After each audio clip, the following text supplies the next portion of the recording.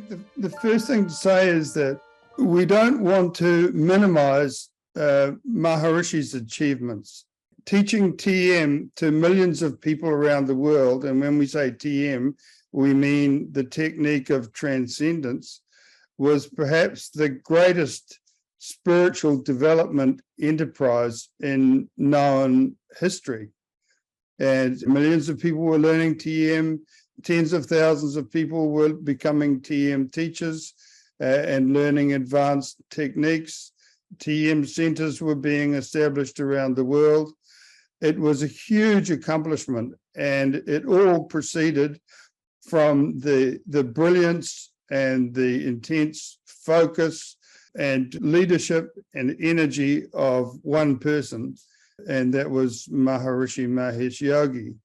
Strangely enough, from the late 70s, through a series of strange projects like World Government of the Age of Enlightenment, public yogic flying competitions, and one thing and another, he started to dismantle the whole organization so that by now there's, you could say, almost nothing left in terms of the number of people learning to meditate.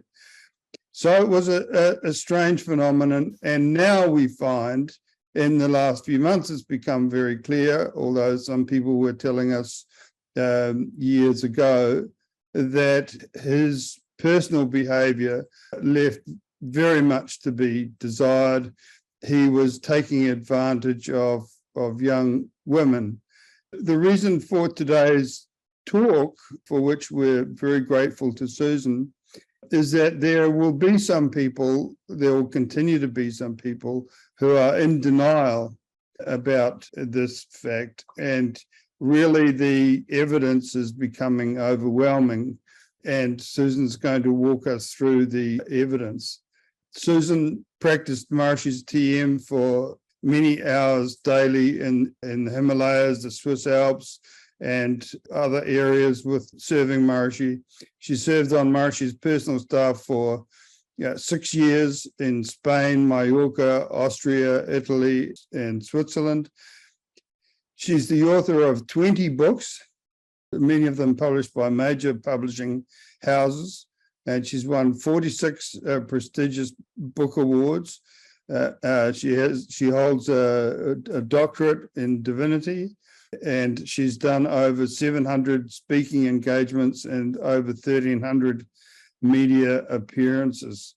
So we're very fortunate to have Susan with us, who has been studying this whole question, and to help us understand the tremendous dichotomy between the brilliance, more than brilliance, the genius of this individual, Maharishi, and at the same time the tawdriness and the cheapness of his personal life, which is only coming to the surface, and how we can possibly understand these two things. It's very difficult for us all, and we can have more discussion about that. So without rabbiting on myself any further, it's a great pleasure to introduce Susan. And so, Susan, please go ahead. Okay, thank you so much, Brian. So I'm going to share my screen.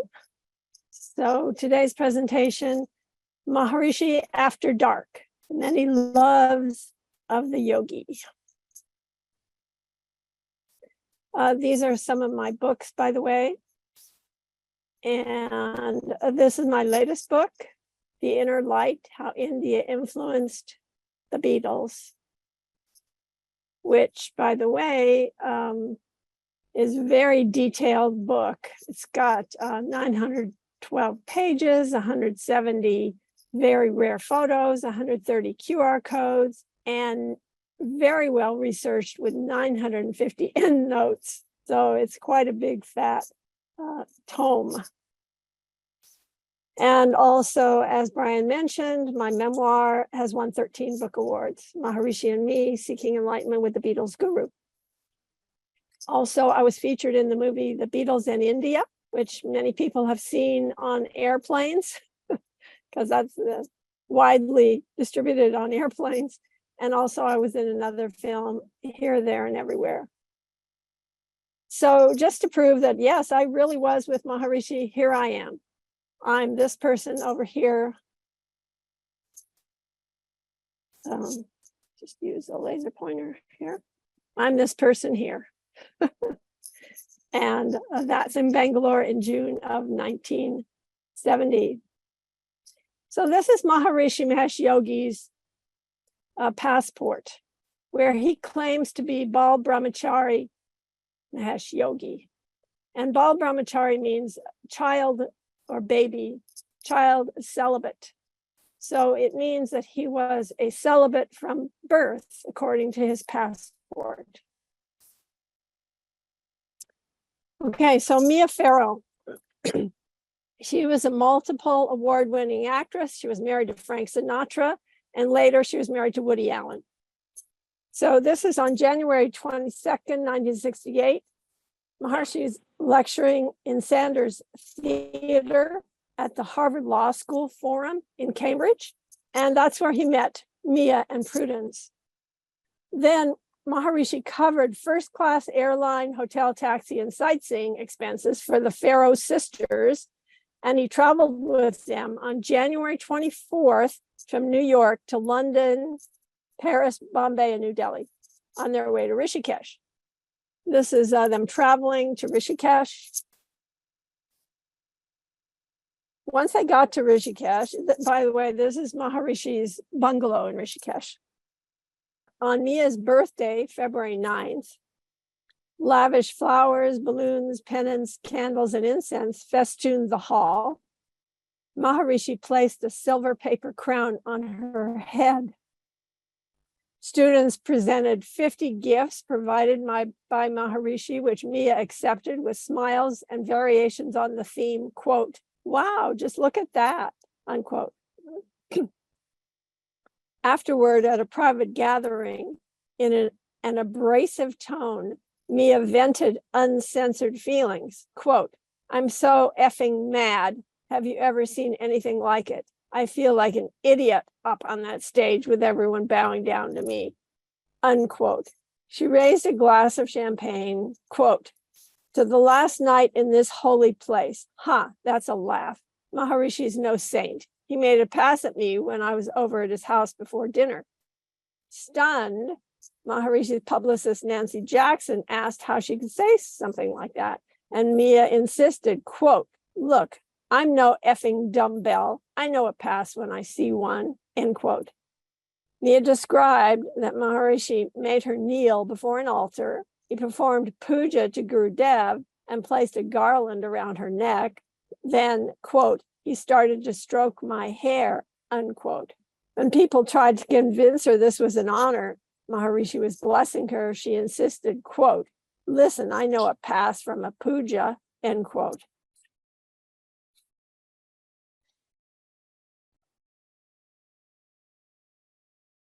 Next morning, Maharishi placed Mia front and center in a group photograph, wearing her silver crown. She feigned a happy face and promised to return after visiting Kathmandu and Goa with her brother John.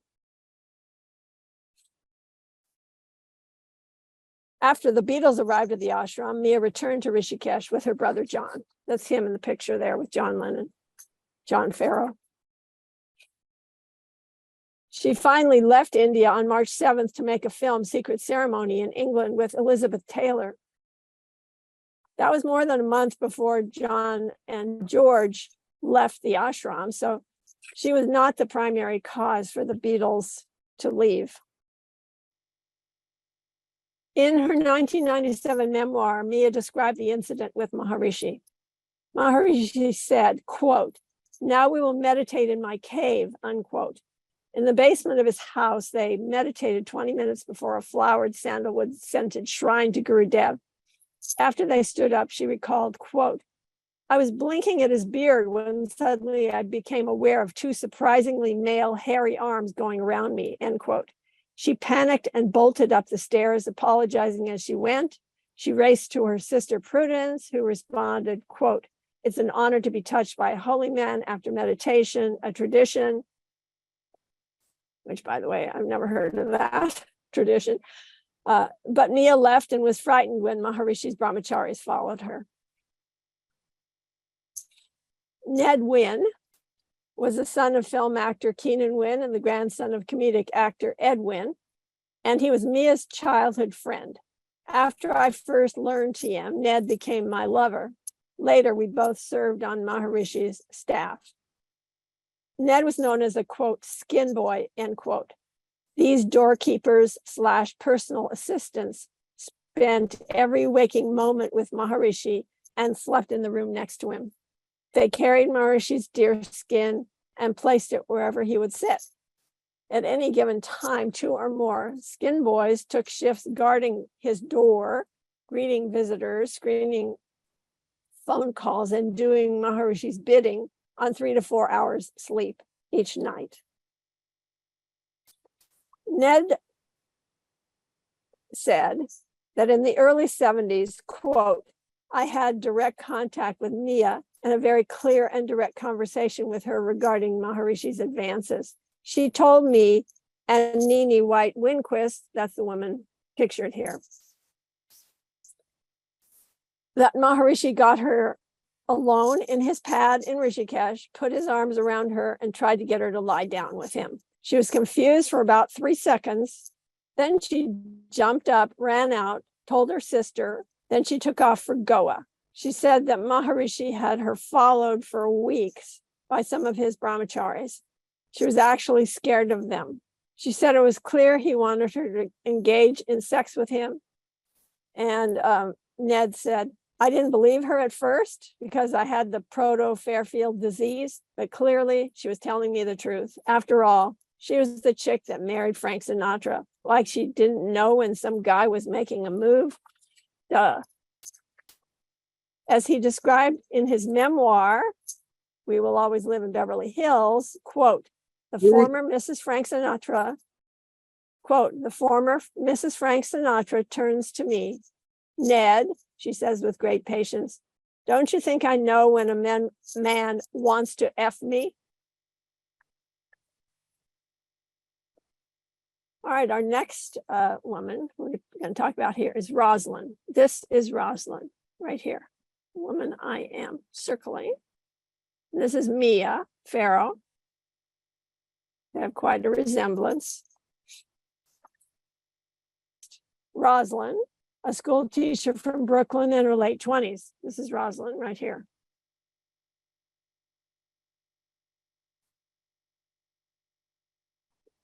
Rosalind learned TM 1 year before traveling to India. At that time, there was only one TM initiator in New York City with nowhere to teach. So she volunteered her apartment in Brooklyn as a TM center. Rosalind wanted to take the teacher training course to become a better school teacher, spread TM to the world, and get near Maharishi to absorb his vibrations. In early June, Alexis told John Lennon that Rosalind, whom Maharishi nicknamed Rose, had visited Maharishi's bungalow for private counseling, and the guru made sexual advances. Alexis accused Maharishi of being a phony sexual predator. One of Maharishi's skin boys gave me this statement. He preferred to remain anonymous. Quote, when Maharishi was presenting a lecture in New York, he invited Rosalind to the course in Rishikesh. Rosalind was unaware of his hidden agenda. She was simply intent on becoming a TM initiator. One night in Rishikesh, Maharishi sent a brahmachari to Rosalind's room at about 9:30 p.m. She told him it was too late and she wanted to go to bed. The brahmachari insisted she get dressed and come to Maharishi's house. When she arrived, Maharishi took her downstairs to his basement cave where they meditated together for 20 minutes. Then he took her up to his bedroom. He started hugging her and she could feel his erection. Maharishi sat on his bed and patted the bed for her to come over and get in. Rosalind got the impression that Maharishi did this a lot. She totally freaked out and told him she had to go say goodnight to a friend. She ran out of his house. Maharishi told her to come back later and he would leave the door open. After this, Rosalind no longer felt comfortable on the course because Maharishi was on the make for her. Later, when Maharishi's SRM organization president Charlie Lutz heard about sexual allegations contributing to the Beatles' sudden departure, he confronted Maharishi, who replied, quote, "But Charlie, I am a lifetime celibate. I don't know anything about sensual desires." During the Beatles' visit to India, one of Maharishi's brahmachari disciples, Raghavendra, left the ashram along with John, George, and the rest of their entourage. Right before Raghavendra left, he revealed to Mike Dolan that both Rosalind and Mia accused Maharishi of making moves on them. All right, the next person is Gunilla. We're calling her Gunilla. That's not her real name. And she, the person who wrote about her was Richard Blakely, who's in this picture with John and Paul. He wrote The Secret of the Mantras. His memoir recalls his time in Rishikesh while the Beatles were there.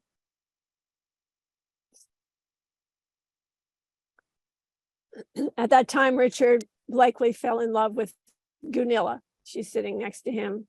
There's Richard. I'm not going to use that pointer anymore because that screwed everything up, but I think you can see my arrow. That's him, and this is Gunilla, quote unquote.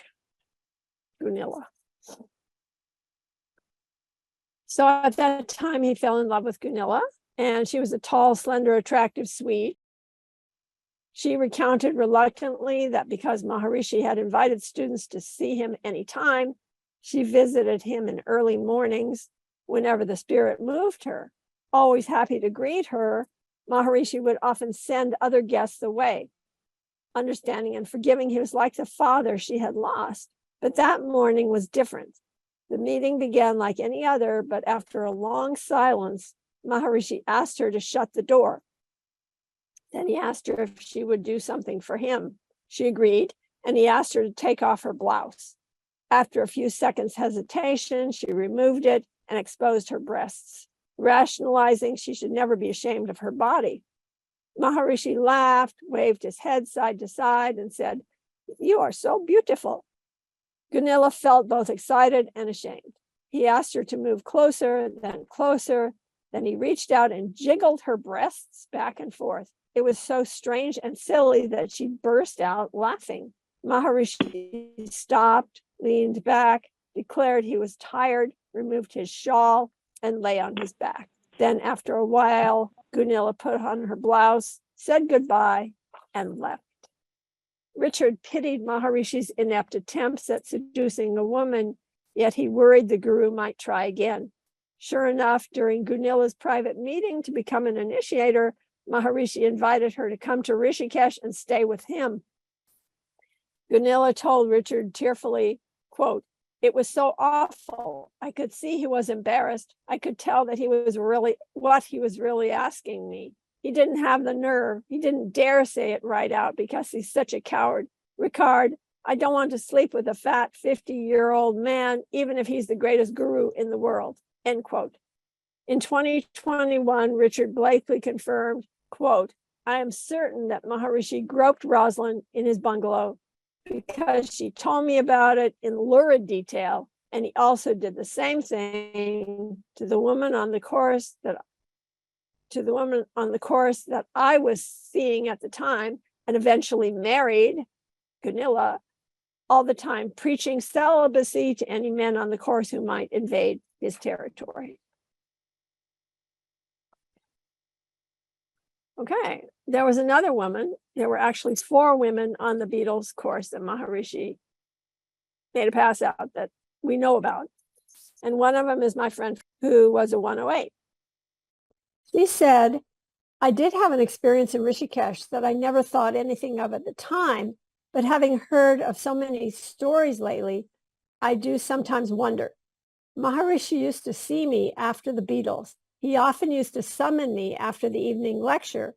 No doubt I lacked self-confidence, and because I used to meditate all day rather than socialize.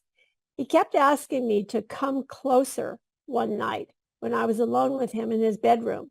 Well, I refused to go any closer than maybe 2 feet because I saw him as divine and felt too impure. So finally he said, okay, then we can just sit. So I moved back against a wall and felt this incredible blissful love, after which he let me be around him a lot.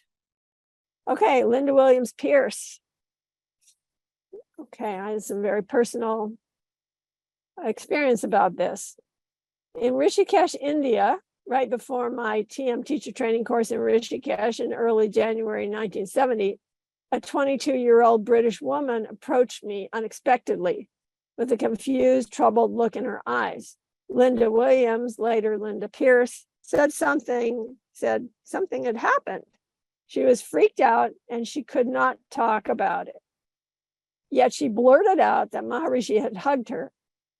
I said nothing, but regarded her with compassion. Then she confessed, but that wasn't all. We did a lot more than that. In the UK Mirror on February 7th, 2008, 2 days after Maharishi's death, Linda was quoted, quote, "He was a brilliant manipulator. I just couldn't see that he was a dirty old man. We made love regularly. At one stage, I even thought I was pregnant by him, and I don't think I was the only girl," end quote. In August 1981, UK journalist David Mertens interviewed Linda. The mother of two claimed Maharishi seduced her while professing to be a monk. Quote, "I was a virgin and knew nothing about sex. He said he loved me and that I was the only one." End quote from Maharishi. "You make my life so good," end quote. He told me. When I asked about his celibacy, he said, quote, "There are exceptions to every rule," end quote. After serving as the TM leader and teacher from 1967 to 1979, she finally quit, declaring it was all a load of rubbish. We were all completely taken in, end quote. The granddaughter of the Duke of Grafton and student at Bedford College, London University, Linda first met Maharishi in Paris. Quote, "He was surrounded by lots of pop stars and I was taken in by them. He had a powerful personality. I was totally brainwashed." In January 1969, at the 3-month TM teacher training course in Rishikesh, their sexual union began. Quote, "Others told me I wasn't his first girl. There was a lot of talk that he'd tried to rape Mia Farrow," end quote. She returned to India for Christmas 1969 and the liaison resumed. By then, she thought it was, quote, "wrong and immoral," but, quote, "Maharishi just laughed that off," end quote. In 1970, though he tried to persuade her to join his staff, she recalled, quote, "I just had a desire to stay as far away from him as possible." Linda met her husband, Peter Pierce, a South African, at a TM teacher training course in Spain. But Linda recalled, quote, "I really thought I was going mad. Maharishi still had a mental hold over me," end quote. But Maharishi told his disciples celibacy was required for spiritual progress. And so Linda believed that she must stay celibate. She could not stand being kissed or touched by her husband. When the couple flew to Switzerland and asked Maharishi what was wrong with Linda, she recalled, quote, she was talking about Maharishi, quote, "All he did was roar with laughter and tell me to go on more courses. Then my husband and I realized it was one big con trick," end quote. Linda's husband, Peter, recalled, quote, "When I confronted Maharishi about sleeping with my wife, he just laughed. She was having terrible psychological problems because of it, but he said that I should take her to the psychiatrist. He never denied it," end quote. Teresa Olson. Brian, Yes. I want to ask you, since she already did her presentation, I'm wondering whether I should say much about her. I think it's already been covered. So, all right. Okay. All right. So I'll just say one small thing about Teresa. I've known Teresa for over 50 years. It was a big shock when she first told me about Maharishi exposing his private parts to her.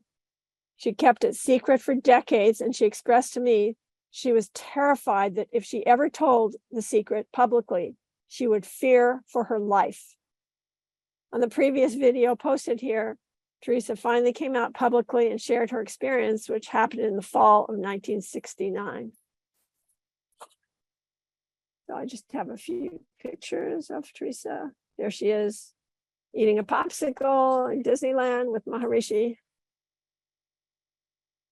And there she's putting garland over Maharishi. And she's in this picture with her parents. And over here also with her parents. And there she is at Camp Catalina Island. And here, a little older, more like a teenager, at Lake Arrowhead.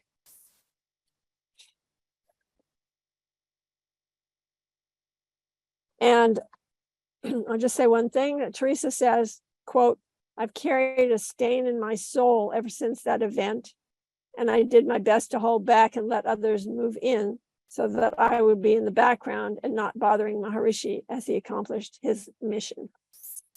I think it's probably worth pointing out that Teresa was kind of trapped because her family were profoundly dedicated to Maharishi for her whole life. And so she felt she couldn't say anything to her parents because it would have a devastating effect on them, and because it would seem disloyal to the family enterprise, which was supporting Maharishi. So she couldn't be away from Maharishi, and he was, according to her and other sources, he was rather horrible to her for the rest of the many decades that she was forced to be in his presence. So it's a dreadful story. Okay, so on to our next And is it person. if I use the mute override? I think we need to Oh, emphasize. there's Rob. Hi, Rob. How you doing, Susan? Good, I'm so glad you're here. I've been here all the time, last. Oh, cool. She didn't just say he exposed his private parts. He exposed his private parts, placed her hand on his penis, and asked her to adjust, meaning I presume, Right.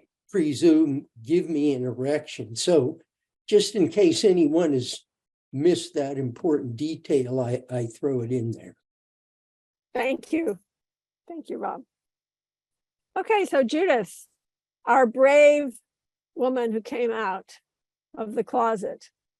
And I certainly hope that she can be a role model for any other women who had a similar experience with Maharishi. So here she is winning this award, very prestigious award for her audio book.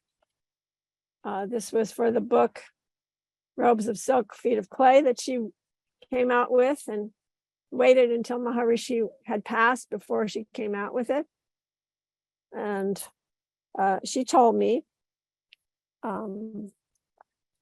quote, "From 1970 to 1972, I was involved with the, quote, celibate, unquote, monk, Maharishi Mahesh Yogi, in an intimate love affair.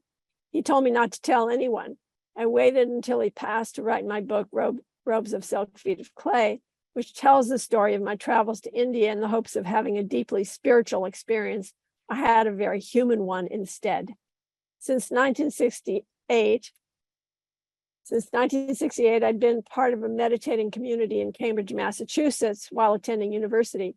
I attended regular meetings for group meditation at the local center and found that after 2 years of TM, I had experienced deeply positive changes in my personality.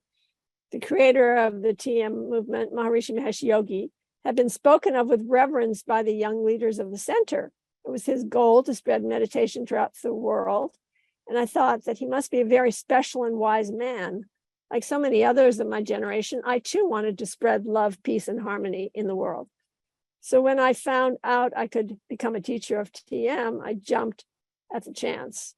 After graduation, I quickly got a job waitressing to earn the cash I needed for the trip to India in January 1970, a trip that I expected would be a profoundly spiritual experience.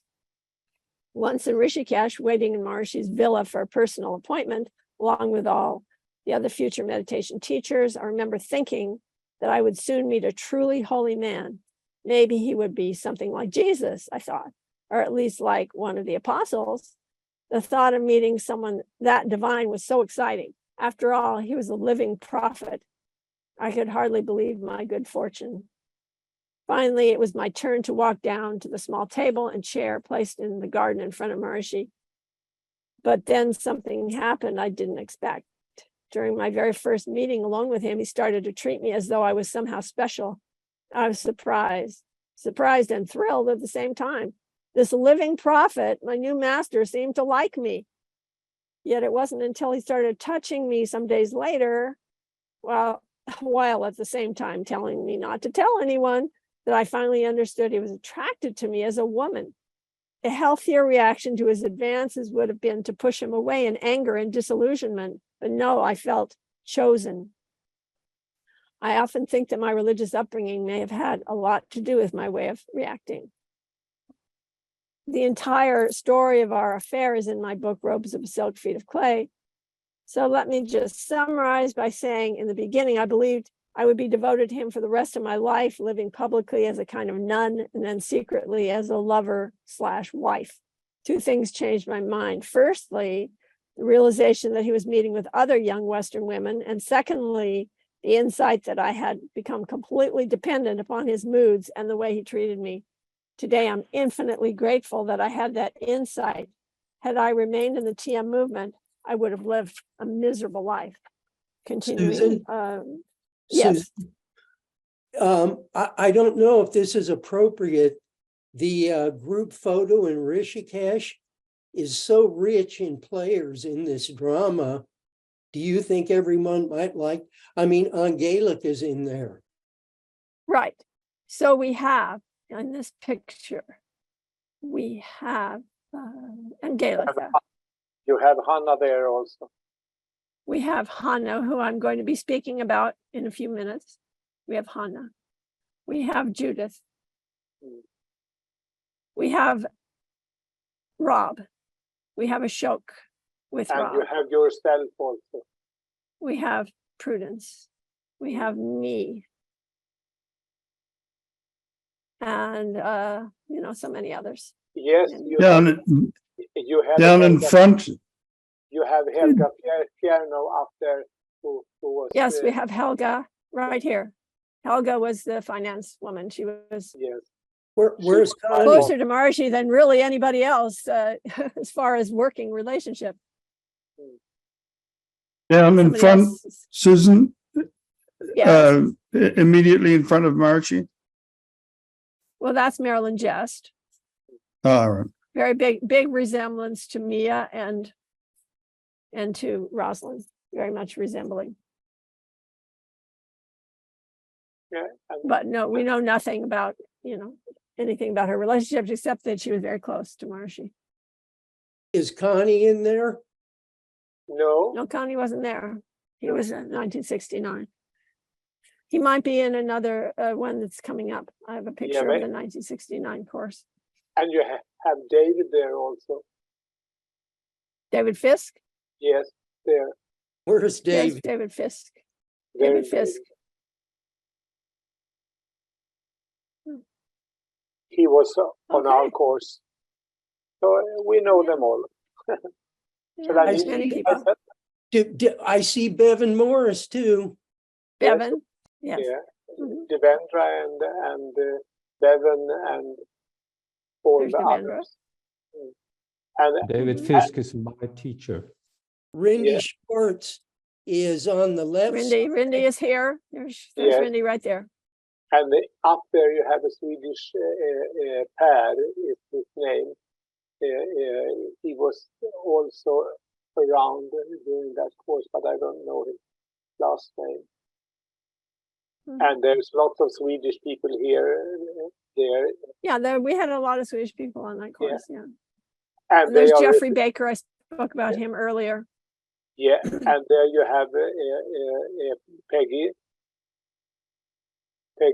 Schnell. Yes, Peggy. No. Yeah, there. Right Oh, next there to you have this Prudence. one. She's right next to Prudence, Susan. Peggy This is Peggy. and Carol Hamby. Carol Hamby, very close to Maharishi, very, very close to Maharishi. And Always, Nini, we talked about always. Nini a few minutes ago. Nini White. And this one, everyone would notice because he was very long time in Salisbury. Who? The one that I'm pointing at. Can you see it? No, we don't see your pointer. You'd have to You'd you'd have to describe where that person is. Take you see beside on the right side of Gurudev is that Indian fellow that was making the Shankar Lal. Shankar Yeah. Lal. Yeah, and then you move straight away to the right. There's a man there, and then the next man is standing with folded hands behind the Swedish lady, above the Swedish lady there, with long hair. He was very much in Salisbury during our times.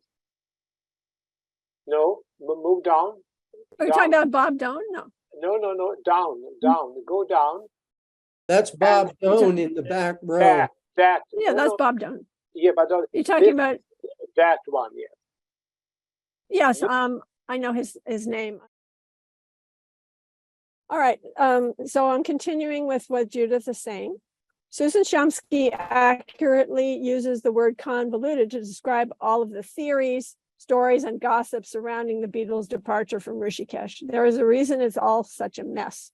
Personal and organizational agendas. The TM movement, for example, is highly protective of their guru's image as a celibate monk and has thousands of active devotees who comment, compose, and describe the quote, truth, unquote, the way they want the rest of the world to see it. I know because I have been called both schizophrenic and mentally out of balance by TM leadership and devotees since I released the first edition of my book in 2010. The continued attempts to discredit these women. Yes, people are still arguing about what really happened during the Beatles' course, who have done nothing more than tell some friends or acquaintances about what happened to them at Maharishi's villa in Rishikesh. Seems so out of date. Isn't it time to Me Too this 50-year-old past once and for all? I feel that there is only one person to blame for the Beatles leaving Rishikesh so abruptly, and that is Maharishi Mahesh Yogi himself. I would really agree on that, and that would be an honor if this also could be a film later on, because this would really bring out the whole spectrum of the scam that he was doing. Yeah. We're listening to the person speaking is Connie Larson, who was Maharishi's secretary and deerskin carrier for a number of years. Okay, so Rob was in India in 1969 and 1970, and he said, quote, Judith was in India the second course I was on. I was then the skin carrier with a young Indian guy named Ashok. Every night after business was done and everyone had gone to bed, Maharishi would have Ashok and me go get Judith so she could, quote, read poetry, unquote, to Maharishi before bed. Ashok and I called her the, quote, poetry girl, end quote. This is more quotes from Rob. He would also have her dress up in fancy saris and paint her face. I was in a very strange state of mind about this. Ashok, the Indian boy with whom I was close, became contemptuous about Maharishi, but I somehow couldn't let the facts into my conscious mind. But I do remember how Ashok and I used to joke about the poetry girl in a ribald way that implied that more than poetry was being read. I never talked with Judith about this, but when I came to know what was going on with Belinda, quote Belinda, that's not a real name, I knew the same thing must have been true with Judith. which Belinda confirmed. I was so naive that I tried to block out the obvious. Rob declared, quote, my true believer mentality would not permit me to deduce what otherwise would have seemed obvious. Okay, so I'm just going to comment about Judith. I was right there. If you can see me in this picture, actually, here I am. There's me. And I was right there with Judith during the course, not only during the course, but after the course. We stayed for several months afterwards. In fact, we stayed all the way till June. The course ended in April, and there was only a very small handful of people. And we traveled with Maharishi. We traveled with him to Delhi, to Bangalore. And I tell you, Maharishi would put us in one hotel and put Judith in the hotel with him. You know, there's the red flag right there. And we couldn't understand why Maharishi put us in a different hotel. And he was always with her late at night, giving her so much attention. We were jealous of her at the time because, you know, we didn't know any better. We certainly didn't suspect he was having a love affair with him, you know. So, very strange. Anyway, she was so beautiful, so radiant, and Maharishi would just dress her up like a little doll, you know, like he did with all his various women.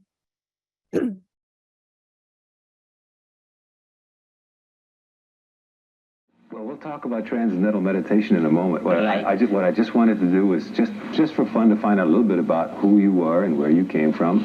And Very simple, natural man.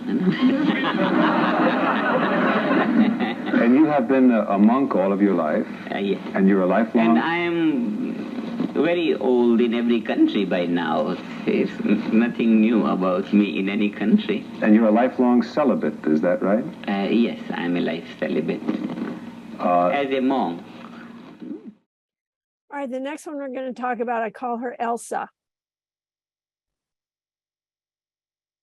And according to Connie, she was in Rishikesh in 1969 and must have started there.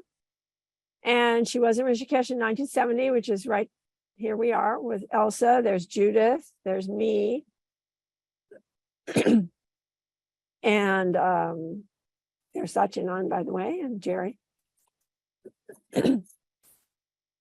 So, according to Connie,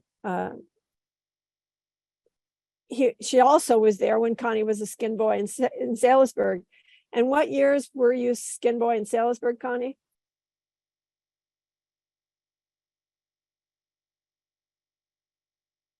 Connie, could you unmute yourself and just tell us what years you were a skin boy in Salisbury? I unmute myself now. Yeah, yes, you are now unmuted. I was there in different periods, you see, because I was quite a famous actor in my country, and I had to go there for about 3 or 4 or 5 or 6 months, and then I was called for different duties, and it started already, in fact, when I went to Fuji the first time, and then I was taken down to then Rishikesh, then to Salisbury, and there I was doing duties, either as a boy taking care of all the boxes for registering the behind them in the Sonnenberg for registrate all the teachers, and when he was testing me, as Johnny Gray always said, he was on duty during that time. And then he tested me and tested my loyalty and also my naivety, you see. And then finally, he chose me later to become his skin boy, and that was during finally 1973, I think, and then I was there, and I was chosen together with Clifford McQuire to arrange this monastery group that meant that all the young boys around Maharishi should be moved into a celibacy group called the M group. And I was the one that was going to arrange that together with Clifford McQuire. As still being his private secretary, I was almost always locked up in the room, since I had the night duty as his masseur, and also taking care of the keys and where to go and whom to go and leave the keys that I had to do every morning when I had given his massage, because he was always sitting all the day, so he needed that. Right. And So we had heard about that when you gave your presentation. So Connie is just telling us that this woman that we're calling Elsa, that she was always around. She was there in Yes. 69. She was again there in Salisbury when he was a skin boy there. yes, And that not only in 69, but also on Judith's TTC in 1970 and years later, first in Salisbury with Connie at the door. And then finally, Maharishi dismissed her. I think she was sent, Connie thinks that she was sent back to Germany by the crazy whims people that Maharishi had around Salisbury. So here you see her picture. the Elsa is in fact not her name. There's another No, name. we're not using her name. We're not going to say her name here. We don't have Good. permission from her. So here you see her in Bangalore. When, remember I said that we stayed, a few of Yes. us, handful of people stayed afterwards. We went down to Bangalore with Maharishi, and there she was again. And there's me, there's Nini, there is Ram Rao, who was the man who first man that Maharishi ever initiated into TM. And he was the man who named Mahesh Maharishi. And we went, and he invited us to his home, and we were all given gifts, and he was very, very nice to us. And anyway, that's Ram Ram. And he's in the Los Angeles pictures with Teresa as well. So anyway, she's pictured here, and that's really. Is there evidence of Elsa being alone with Maharishi? We'd have to ask Connie, because he's the one that tells us that she was one of the women. He was always there. Okay, so she was one of the women. Of course, he was. There's no doubt about that. And that would be, quote, Belinda. This was the name that was given by Judith, so we're sticking with that name. So in the spring of 1971, at the end of the teacher training course in Mallorca, Spain, Maharishi asked Belinda, a young, pretty, shapely woman with long, wavy blonde hair, to stay in Europe. She agreed without knowing what he had in mind. Maharishi sent Belinda and her brother and several others to England to give TM introductory lectures. Maharishi then asked them to return to Spain. They stayed a short while. Then Belinda's brother returned to the United States. Several of Maharishi's staff, including Belinda and Maharishi, were on an outing in a car. They stopped for lunch. Belinda didn't go into the restaurant, and neither did Maharishi. He was talking to her in the car, and by the look he was giving her, it was obvious to her what he wanted. She fell under his spell, and the affair began. At Maharishi's bidding, the skin boys ordered, quote, 30 of the finest saris from India for Belinda.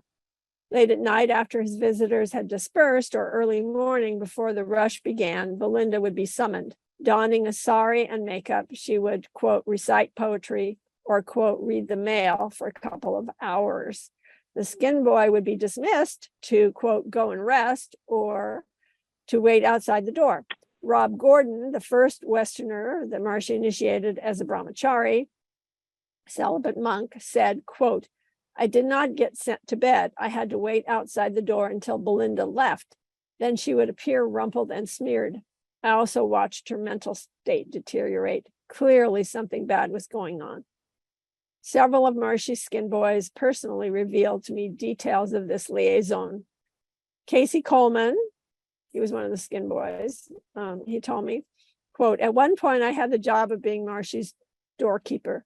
I do not remember how many times, but something like 4 or 5.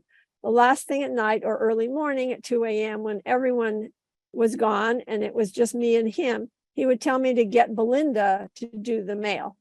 She would be sleeping and would come with me. Then the two of us would go into the room to do the mail. But after a few minutes, Maharishi would tell me to go and rest, which I was very happy to do.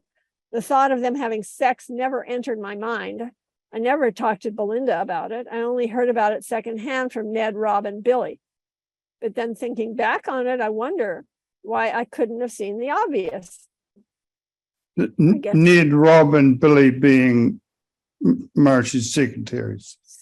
Yes, Maharishi's skin boy secretaries. Yeah, no question. Yeah, I don't want to interrupt you, but at this time, Ned was not a skin boy. There were only 2 skin boys, Casey and myself.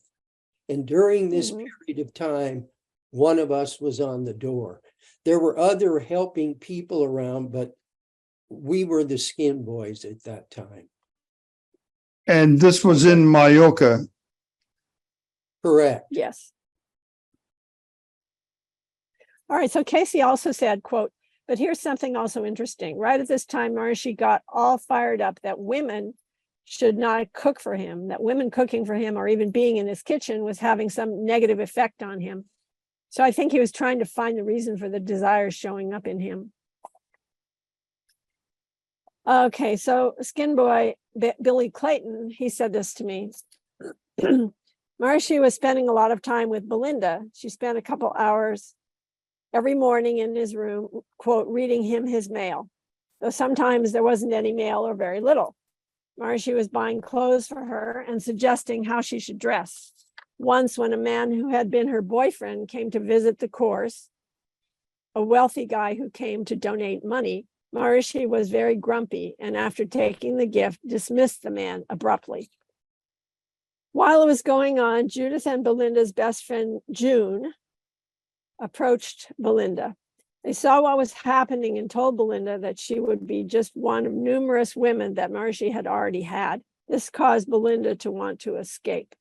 Maharishi gave Belinda a lot of money, all in Spanish pesetas, in hopes of keeping her from leaving. Belinda said Jerry Jarvis delivered the package of money to her. Belinda said, quote, he was really pissed at having to do it. In other words, Jerry was very pissed at having to deliver that money. Rob said, quote, finally she snapped and fled from Maharishi, who was looking for her. He left for Switzerland to hide out with the Australian girls, Bev and Fran, who were working there at the time.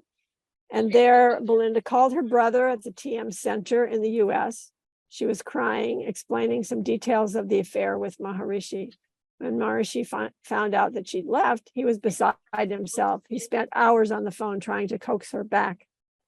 Skin boy Ned said, quote, Rob and I were doorkeepers. Yes, we saw her go in late at night. June also went in late at night, but she never got the opportunity to tell anyone anything before the plane went down. I never put together the fact that Belinda went in at night with anything sexual. I was totally blind to it. Now that I put it all together, Belinda and Judith both would wander out of Maharishi's rooms at around 4:30 or 5:30 a.m. on different courses, of course. What the hell were they doing up all night? Reading to him, of course, and taking dictation. Belinda said that one night while leaving Maharishi's room, Maharishi's Anglo-Indian brahmachari Philip Williams, known as Devendra, we saw him in that picture from 1970 Rishikesh, saw her leaving. Devendra saw her leaving and shook his head, suspecting what was happening. This would explain why he went back to India before Maharishi left for Switzerland. Ned said, quote, I was on at least 3 courses in Mallorca in January 1971 until the summer of 72. When Belinda left, Maharishi was like a pimply-faced, soul-sick geek. The whole floor was somber. Everyone was silent, looking around, worried, anxious. Belinda is gone. Where is Belinda? Where is Belinda? Somebody will get her. Yes, not here, but where she is. Ned said, I had no idea where she was. When Maharishi made these plaintive whines about her, we would look at each other, look at each of us. Oh, he would look at each of us as if we could produce her out of a hat, or as if we had possibly conspired to help her. I did not, but some others may have had the guts to help her. I never knew that she was going. She was afraid to tell me, she said later, because she didn't know how deeply I was into the whole thing, and that I might tell Maharishi she was leaving and he would try and prevent her. Remember, Maharishi tried to get some of his monks to bring Neophero back. They followed her practically to Goa. Once Maharishi located Belinda, he phoned her repeatedly, imploring her to return to Majorca, even shouting, but to no avail. Once Maharishi located Belinda, he phoned her repeatedly, imploring her to return to Majorca, even shouting, but to no avail. Rob recalled that Maharishi was acting like an angst-ridden adolescent, trying frantically to get her back. Rob said, quote, the TM movement came to a halt while she spent hours on the phone like a heartbroken teenager. Rob said, my faith in Maharishi's supposed perfection dissipated when he got sexually involved with Belinda. Then when she left him and went to hide out in Switzerland, I observed him reduced to the status of a quivering adolescent. Maharishi was angry with Belinda's best friend, June, when he found that she had helped Belinda escape by giving her money and driving her to the airport. All right, now this is a quote from Belinda. The thing I find interesting about this whole discussion are the allegations that Judith and I might be lying. Actually, if you read the stories carefully, what the men knew is all that they should have known. They got me from my room. Maharishi asked for me. I have not told any story yet. I have no incentive to lie. In fact, my brother and his wife were just coming to Spain to join the Maharishi insiders when I decided to run away. I had to call them and tell them what had happened and why I needed to leave. June, who helped me leave the course, I'm continuing, this is Belinda speaking. June, who helped me to leave the course, was sent home when Maharishi found out. She gave me money to leave and drove me to the airport. She later died in a plane crash with Joe Clark when they were looking for property for the university. The phone calls from Maharishi to me in Switzerland were overheard by a number of people.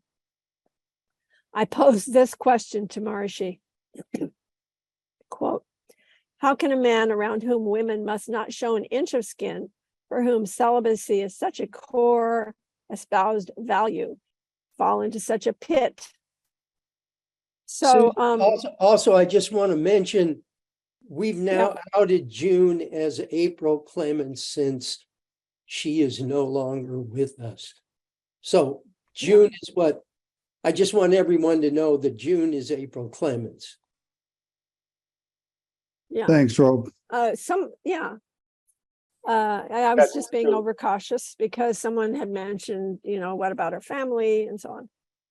I was just saying that we've already outed this issue on a previous Zoom. Right. So. Oh, on a previous Zoom. Okay. All right, then we know who June is. All right, so someone asked Belinda, how did Maharishi answer this question? Do you feel that Maharishi ever did any real soul searching over his behavior? And Belinda responded, yes, he did earlier. A young man died on our course in Majorca. I recall that he was mentally challenged and on the course with his mother. One morning he was found dead down on the rocks near the ocean. Maharishi was distraught and told me that he thought this happened because of his karma and because of his wrong conduct. In the phone call, he was just upset and begging me to return. So June was Belinda's best friend. I always saw them together. June knew about Belinda's affair with Maharishi. In addition, Maharishi touched June inappropriately. He stuck his hand down her blouse and grabbed her breasts. Then he blamed her for it and complained that she should not wear such low-cut blouses. She's not in this picture, by the way. This is just a picture of people in Majorca, which is where it happened. And we know this because June told you. No, not me. We know this because Because she told me. Oh, right. right, that's right. April getting groped blew the whole thing up. Once she Right. got groped, she had heard that Judith wasn't sexually involved with Maharishi, but as was common with so many of us, she kind of dismissed the story. But when he actually groped her in such a hungry, predatory way, then it was then that she went to Judith and asked her what was going on. Then I told her the same thing appeared to be going on with Belinda. The two of them conferred, and that blew the whole thing up and led to Belinda being spirited away to Palma de Mallorca by April. Right. Thanks, Rob. Thank you, Rob. Yeah. So yeah, Rob has talked to Belinda quite a bit himself and met her, personally. So he definitely is the authority on this. So Ned Wynn, we talked about him a little bit before. He was one of the skin boys at a certain time. In the early 1970s, Mia Farrow revealed to Ned Wynn her story of Maharishi's inappropriate behavior. Judith Bork and Belinda, who both had liaisons with Maharishi, visited Ned in Santa Monica in the early 1970s. Ned recalled, quote, these girls told me and Jane Go, my former wife, these stories personally. All the conversations with Judith, who stayed with Jane and me for a week in Santa Monica, and Belinda, who lived in Santa Monica when she was first married to a nice guy named Tim, whom she later divorced, took place in our apartment on 19th Street in Santa Monica sometime in the early 70s. And by the way, that's not Jane. Jane, that picture is not of Jane.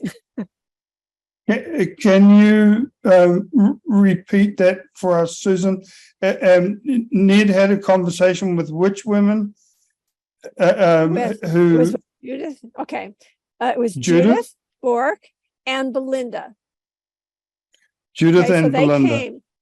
They came to Santa Monica, and they stayed for them. Stayed with Jane and Ned for a week in Santa Monica. And they told Ned exactly what? Yeah. So this is the bare bones of what I know personally from both Belinda and Judith. I'm quoting Ned Wynn right now. This email was originally written to Rob, so it may be a bit raw and flippant for you, but we, Rob, Casey, and I, are way past being amazed at this. I've known this for 30 years now. These girls told me and Jane Go, my former wife, these stories personally. Belinda called us up and made it a point to come to our house and tell us this story.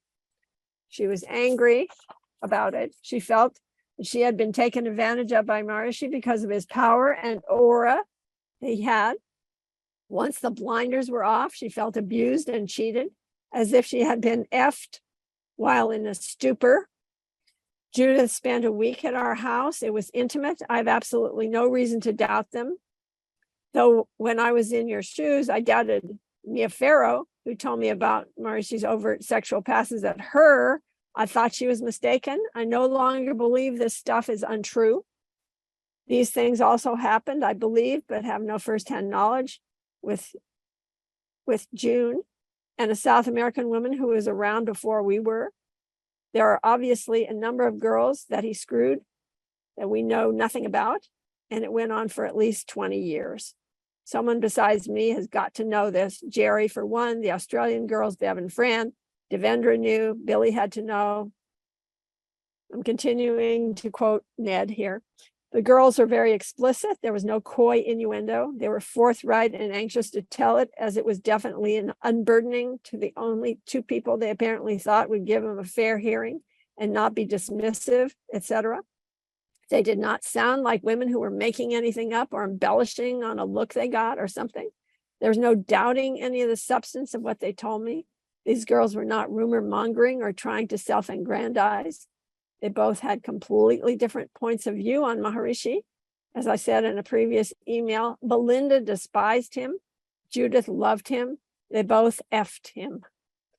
I made sure to ask, did they actually have complete sex? They said yes, though it was less than thrilling to Belinda. One of the things that amazed me was the distaste with which Belinda referred to her sex with Maharishi. She thought it was terrible. He was a shitty lover, of course, and she hated it, but did it anyway. As for Judith, she was actually, she told me, in love with Maharishi, actually infatuated in love with him. So she overlooked the bad sex. Maharishi is one of the most immoral effers I've ever known. He misuses his power in shockingly banal ways, kind of like an aging CEO with his secretaries. The guy has absolutely no style, no class. He's the classic backward and reactionary, sexually repressed, greedy, hypocritical, and a bald-faced liar. Ned didn't mince any words. Okay. The next one Yes, is Ned personally told me all of that as well. yes, yes, for sure. Thanks, Rob. Yes. Yeah, Ned can confirm all of this. This whole discussion was going on with Ned. We were on a listserv. It was called the Yogi Bogey Busters group. It was a Yahoo group. And several of us were on this discussion, and Belinda actually even was part of it. So that's where a lot of this information sort of got out. And now we're making it quite public. Okay, so this one, I just found out about it because Teresa told us about it. I'm called her Cosmic Girl. And this was in Fuji in June of 72. Satyanand and Teresa were there, and Cosmic Girl went in to see Maharishi. 2 minutes later, she walked out. Satyanand said, "That's the shortest meeting I've ever heard of." And recently, Cosmic Girl confided to Teresa that she had been propositioned and that she turned Maharishi down. She went out and created businesses. She's very adept in the business world. Maharishi used to exclaim about her experiences of cosmic consciousness. She was a very high consciousness disciple. In 2011, Teresa said the head of the TM organization, I have no idea who she's referring to, but she said the head of the TM organization asked Cosmic Girl to call Teresa and tell her that Maharishi had slept with 16 people. Cosmic Girl offered Teresa to teach her an advanced course at a wonderful discount for $10,000. So that's that short story. The rest of these stories are very short. Just to get this clear, this you're calling Cosmic Girl, she was asked by whoever was the current head of the TM organization to tell Teresa that Maharishi had sex with 16 women.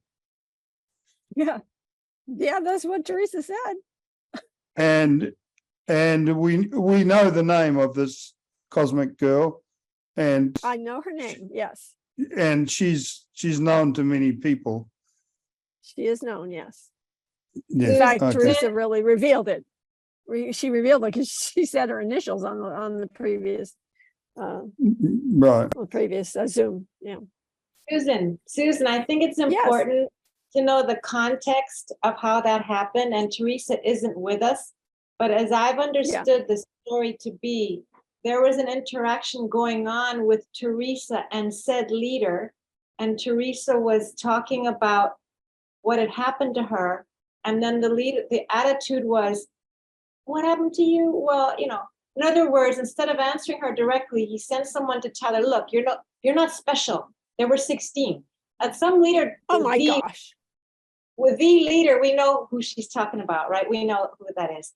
But he wasn't just volunteering this information to Teresa for no reason. It was in reply to her allegations. He wanted her to feel like she was unimportant because she was one of so many. That was the whole spirit of the response. that's Can I come in there? So can, Regarding the Teresa, I mean, I was around 73, 74, 75, partly his secretary, and he always talked bad about Teresa. Teresa was useless, and she was then World Plan News, the editor and whatever she was, and he always said that she's useless to me. This is the truth. It's sad. It's very sad. Very sad. That's the truth. He did that with many of the women. if I can Brian? just interrupt you there, the implication here with this cosmic girl carrying this message, and we assume it's all true, is that the TM organization is tacitly admitting that all of this took place, which is astonishing. And it is astonishing. And has a number of implications, which we don't have to go into right now. But I'm just flagging it as important. It is extremely important. It's amazing. And thank you, Delana, for explaining it. Wow. Okay, our next person is, we call her Geraldine. And it was in California, in Lake Tahoe in 1972. Skin boy Billy tried to open Maharishi's bedroom door to announce an urgent overseas phone call, but the door was uncharacteristically bolted from inside, and Maharishi unexpectedly did not respond. Finally, a dozen people waiting in his anteroom witnessed Geraldine, a female 108, who was his nightly visitor, finally answer the door. Around the same time, Geraldine's husband became angry and suspicious and refused to return to the estate. His view during night times, she just went in and out as she wanted. Maharishi never said no to any of her requests. She was always the favorite of Maharishi. He arranged all the time that the husband should be out of the way all the time. Several skin boys and girlfriends reported similar incidents during our time in Salisbury. Sometimes girlfriends mistakenly rang the call buzzer. One skin boy told me that he walked in on Maharishi lying on his bed, the girlfriend nearby, and a feeling of whoops in the air. I'm sorry, I don't remember which skin boy that was, but maybe it was Rob. I'm not sure. Okay, next.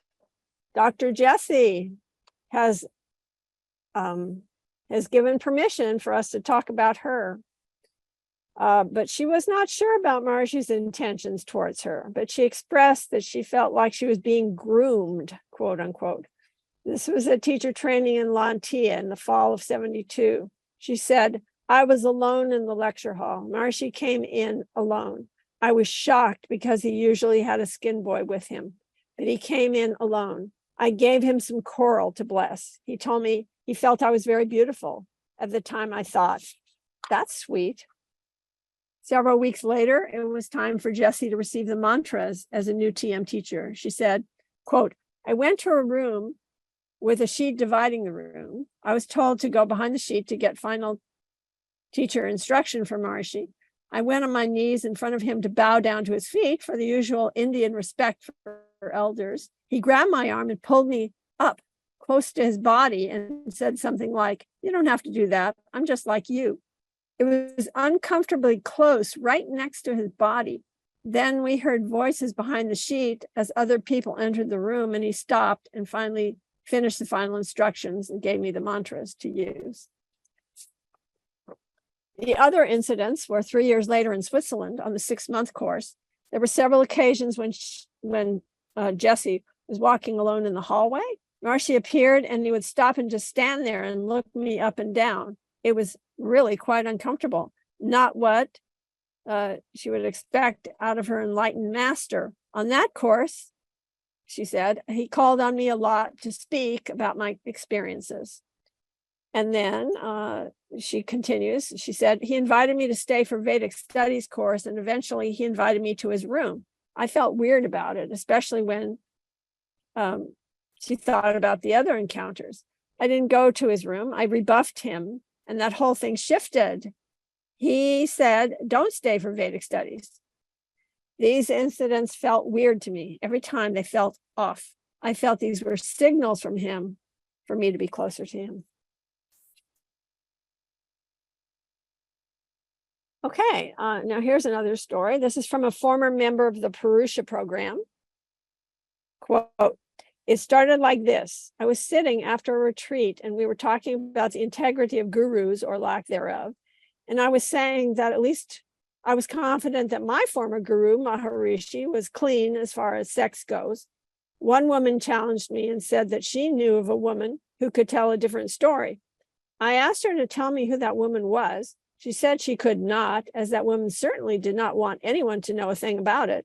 I said, please, can you contact that woman and ask her if she would talk to me? As this would be very important for me to know, having spent so many years with the assumption that my guru was clean that way. She said she would call that woman and ask her. After about an hour, a woman whom I had known well and who had known very well about my involvement with Maharishi and my respect and love for him, came up to me and said, quote, I heard that you wanted to talk to me, unquote. I understood that this was the woman who had some experience with Maharishi. I was very surprised because she never told me that she knew Maharishi. She was among a group of young college students that went to hear Maharishi when he came to Australia in the late 60s. It is possible that this is before the Beatles were involved. I don't know. Whoops.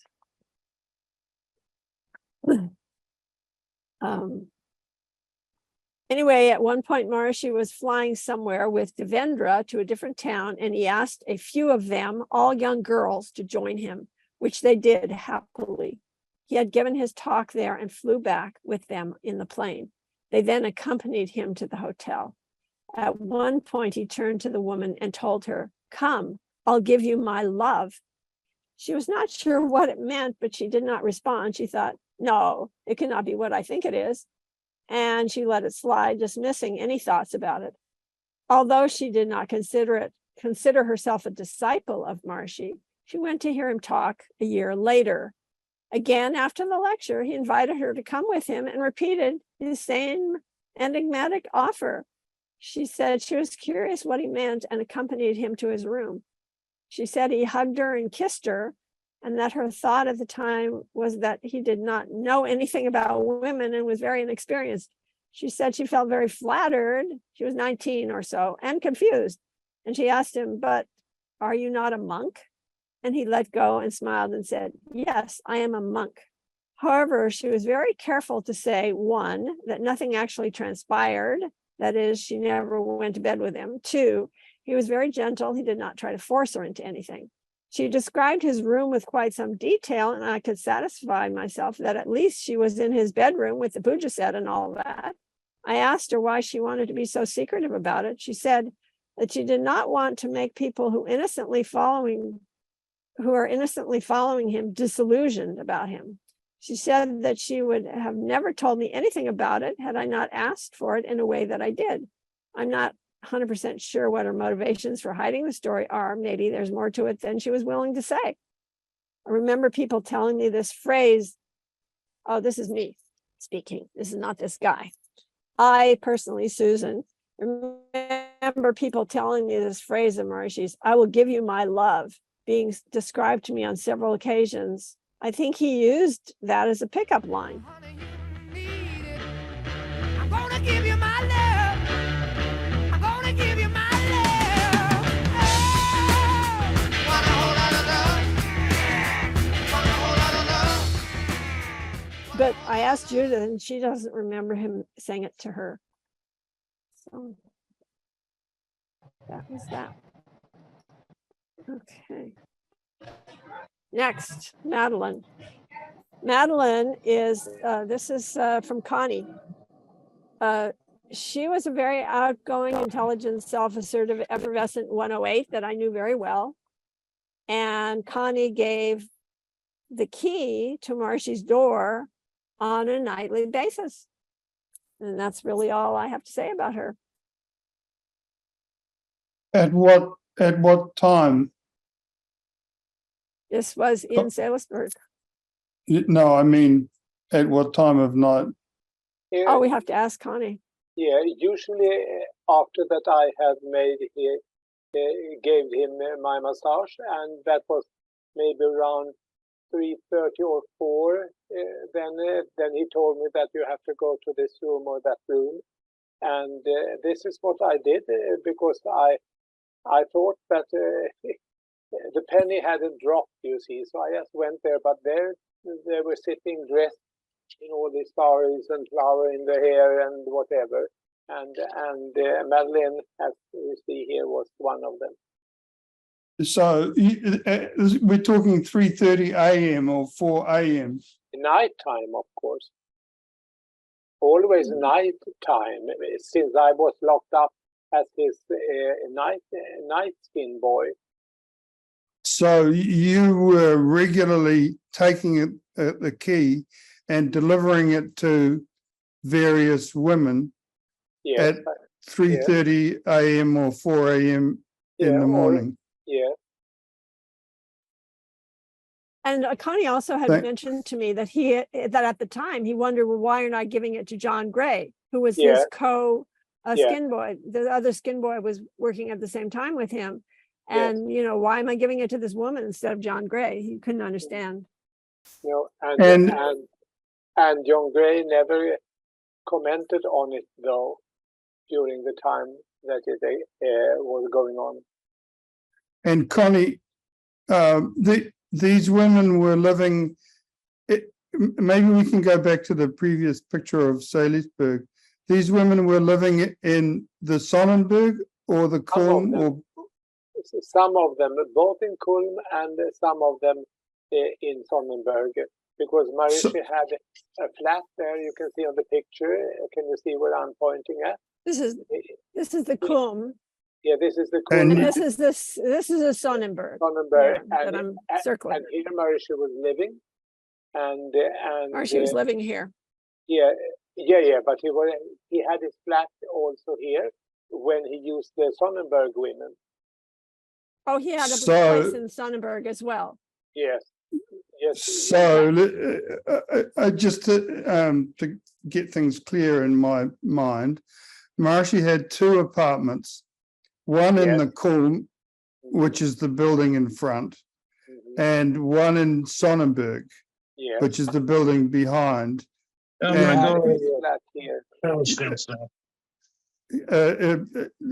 And you were required to carry the key across the bridge sometimes to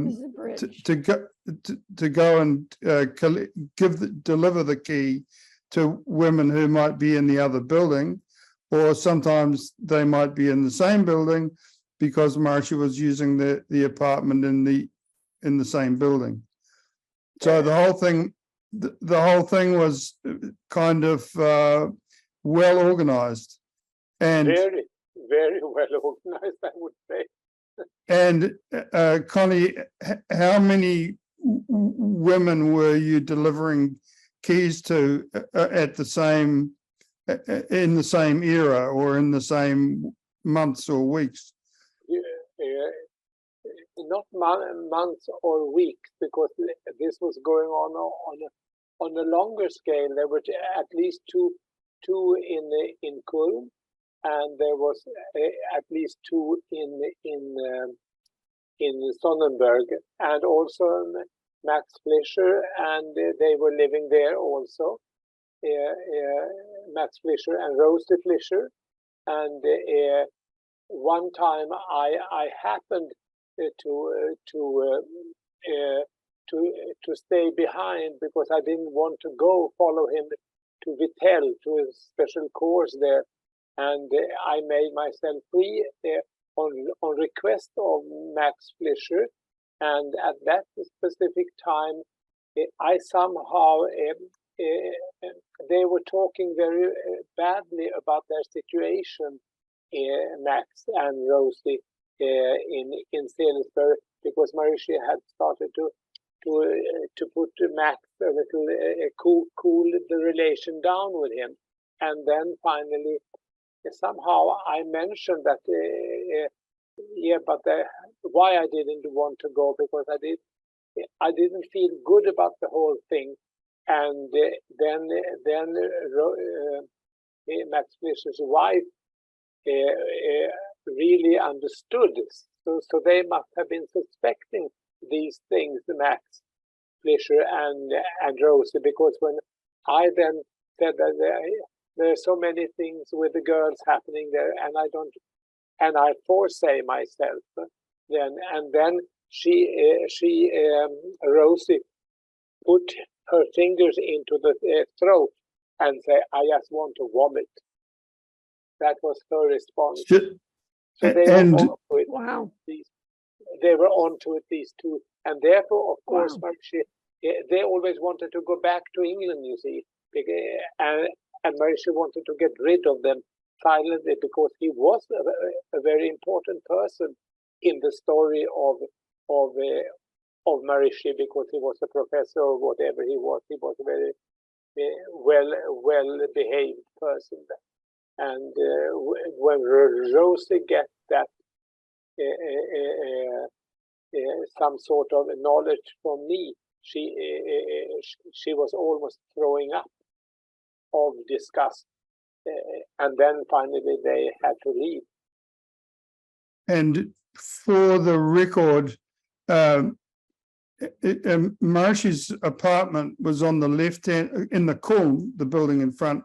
Maharishi's apartment was on the left-hand side, on the third floor. On the left-hand side on the third floor, along there. And the apartment of one of the other women that we have been discussing was on the right-hand side of the same floor, along there. That's my memory, but it could also have been on the next floor, though. But anyhow, she could come and go at any time. Right. Any time, day or night. And then, where was Maharishi's apartment in the Sonnenberg? Up here. On the fourth floor? No. Either it was on the second, but as I recall it, it was here, and then either we can't see your pointer, so no, but you are there. You are there. Either stay there with the pointer. Either go up again and where you have the pointer there. Either he was living on the upper, or Max Fleischer was on the under, or vice versa. So Maharishi's apartment was on the front of the building, on the third or fourth or fifth floor. Yes. Okay. Madeline, let's just go on to Alicia. So Alicia. So there was a man from Fairfield who told Teresa about Alicia, who was a very kind soul. She was about 5 feet tall with black hair and brownish skin. And she would be called very late at night on a regular basis to go read the mail to Maharishi. This was in Switzerland.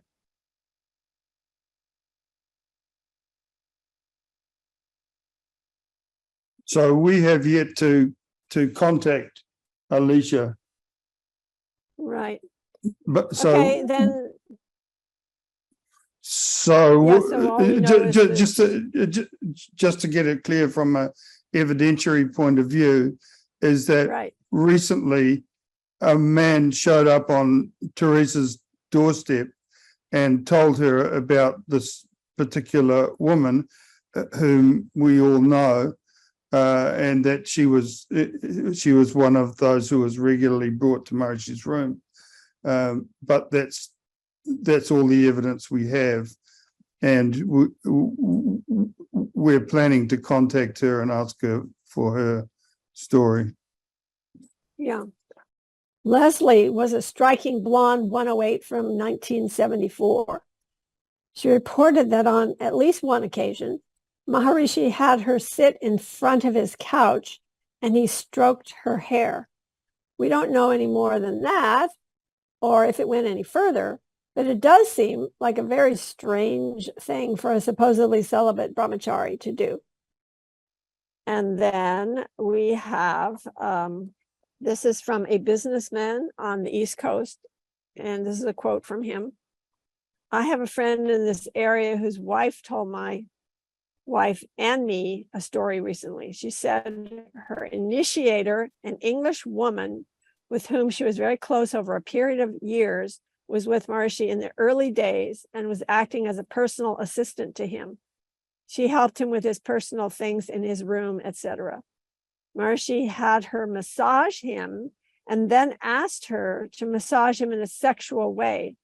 I don't know more details since at the time we were having dinner in a restaurant. She didn't want to talk more about it. She made it abundantly clear that she was positive that Maharishi got or attempted to get sexual with this woman, and that she had the utmost confidence that her initiator, who was also a friend, told her the truth. That's all we know about that. But it's the fact that it was early 1960s, I think, is interesting, long ago.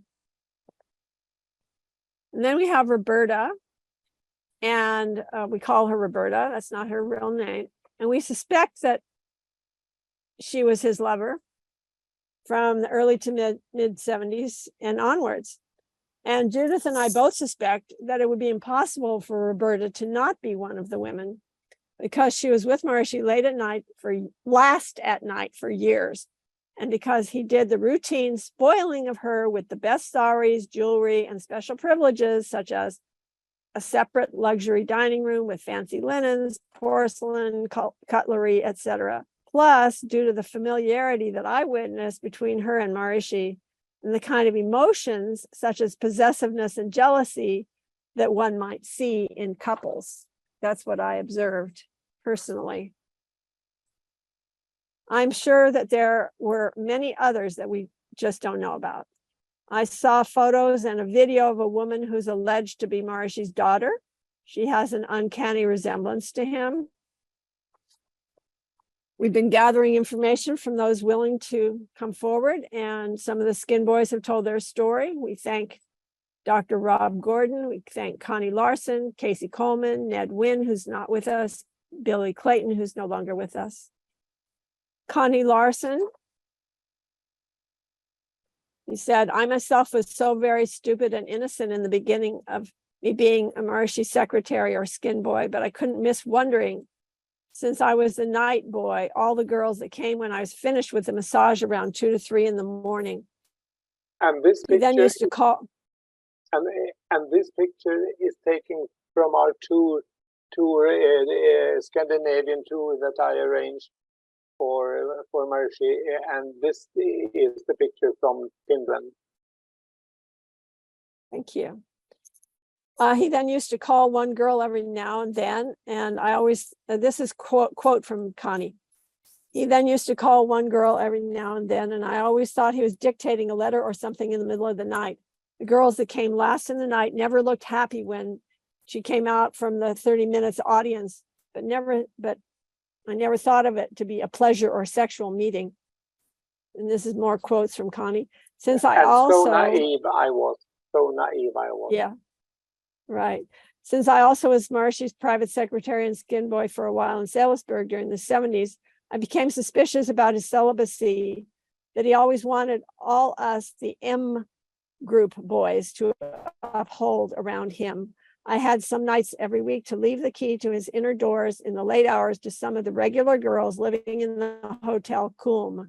I give no names, of course, but you know who was living there in the upper floors. I was puzzled why I had to leave the key to them at 4:30 every morning instead of leaving them to John Gray, who happened to be my co-secretary for the time being. True. This is the book that Connie wrote. And he says, knowing what I know now, I feel just embarrassed that my master didn't stand up for his sexual lust or love to women. That would have been perfectly okay with me anyhow. But to hide and lie and create an M group that I and many other boys belong to was just a soap opera, I now think. And I have to just insert here that Rob was the first brahmachari that Maharishi made, and how hypocritical that was, that he made men into brahmacharis, and he wasn't one himself. Quoting Connie again, Jemima Pittman knew it all the time, but she was so in love with a professor, and Maharishi let this pass just in front of his eyes without doing anything, even if the professor was married and had children. Regarding Maharishi's guilt, he is all aware of it, for one day after a great F on the roof of his villa under the moonlight and in the protection of the mosquito net, he called for Tatwala Baba, the naked yogi, for his protection and for his cleansing of the ashram. This is what he explained to the lady he effed with. They loved each other for years. Also, Dr. Rob Gordon, he has kindly told his story on a couple of Zoom calls. We're all grateful for his impassioned testimony. These are photos of Rob in Rishikesh. The first is Rob with his arm around Ashok. These two skin boys witnessed Judith's comings and goings late at night during the 1970 course in Rishikesh. This is a picture along the path from Maharishi's bungalow. Rob is behind Maharishi. That's Rob there, right there. The third is Rob in this picture. I'm circling Rob with his fine Amish-like beard. There's Rob. And Susan, if you see anyone else interested, up all of these pictures, man, it's just I've been digging up pictures for a very long time because I have tons of pictures in my books, So I don't think this one got into either of the books, but I did have it. I did dig it up, yes. But I don't see Elsa on this picture, and I don't see Connie on this picture. This is from 1969, but it was the fall course of 1969. Perhaps those people were in the January course of 1969. Anyway, right. But I was in the fall course. Yeah, this is fall 69. Because I had a beard until December of 69.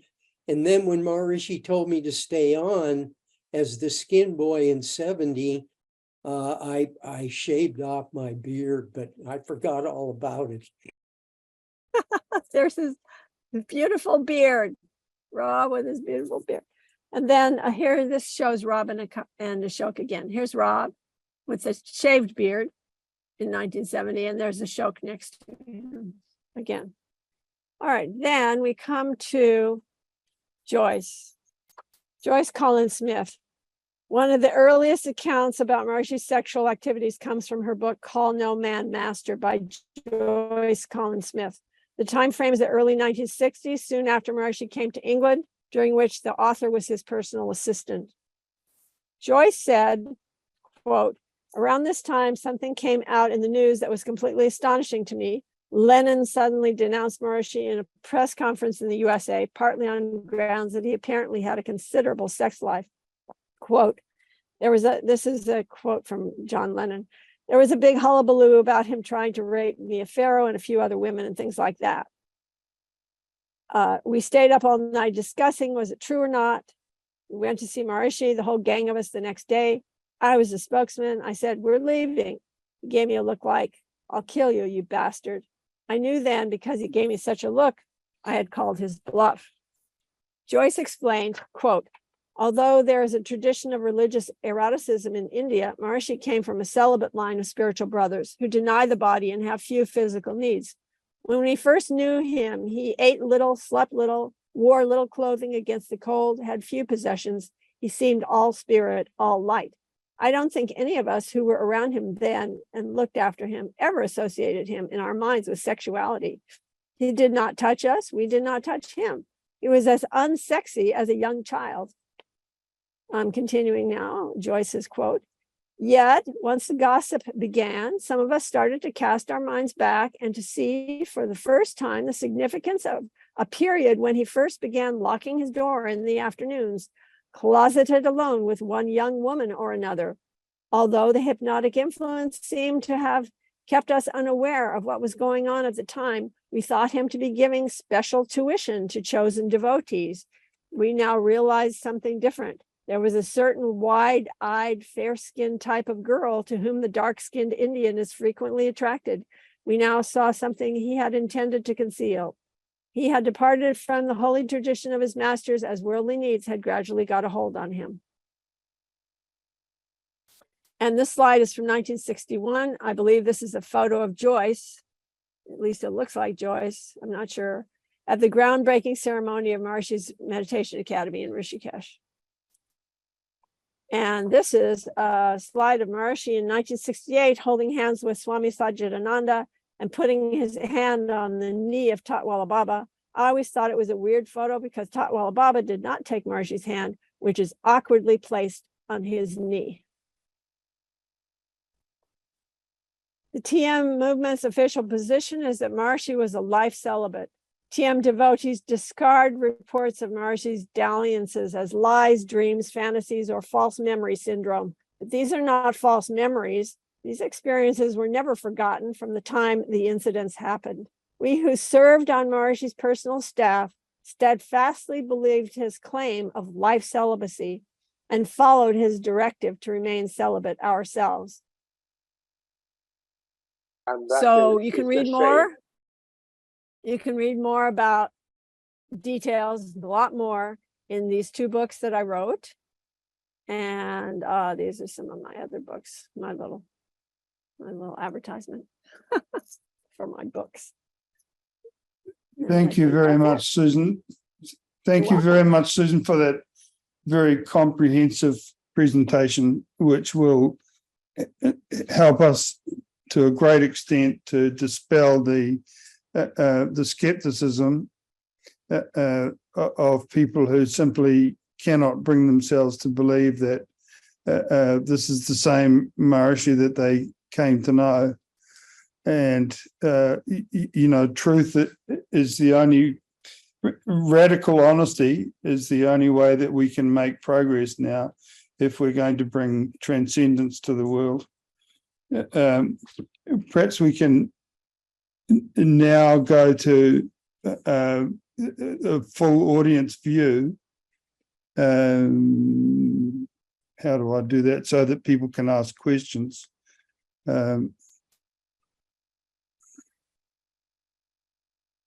Brian, could I just start with the comment? Absolutely. At the very earliest part, you intimated that Mia was not really a moving cause in the Beatles leaving. And I just want the viewers to be reminded that Mia did tell John what had happened to her and to beware about his integrity. And as I understand it, and I defer to your knowledge here, the fact that it happened to Mia before Rosalind was very persuasive so far as convincing the Beatles that the charge was true. And Richard Blakely confirms that this is also the case. Yeah, thank you for clarifying that. And in fact, Lennon did say it. That quote that I gave you of Lennon, where he said that Maharishi was getting off with Mia Farrow and other women. He did say that in the press.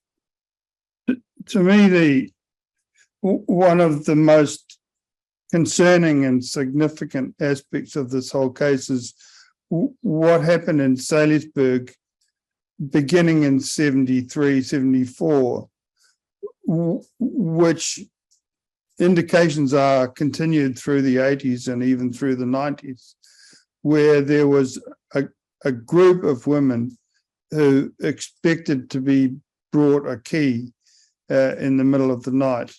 And the fact that Maharishi had, the very fact that he had two apartments, one in each building, it's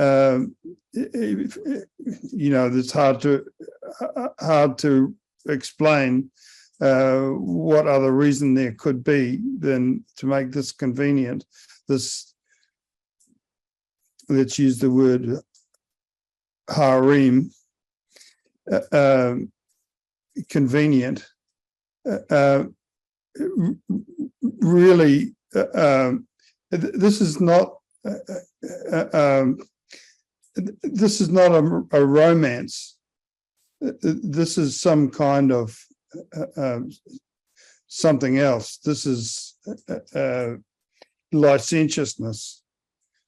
It seems to me this goes far beyond the behavior of somebody in Brahman consciousness. And in Brahman consciousness, as Maharishi explained, a person's awareness is established in the gap between absolute and relative, and they're far beyond lust and greed. And so it indicates that it suggests strongly to us that Maharishi was not in Brahman consciousness. He was not fully enlightened. And that calls into question so much of his judgment. You know, now we have the Raja system, which is an absolutely absurd, destructive system of administration based on his judgment, supposedly on his divine cognition. We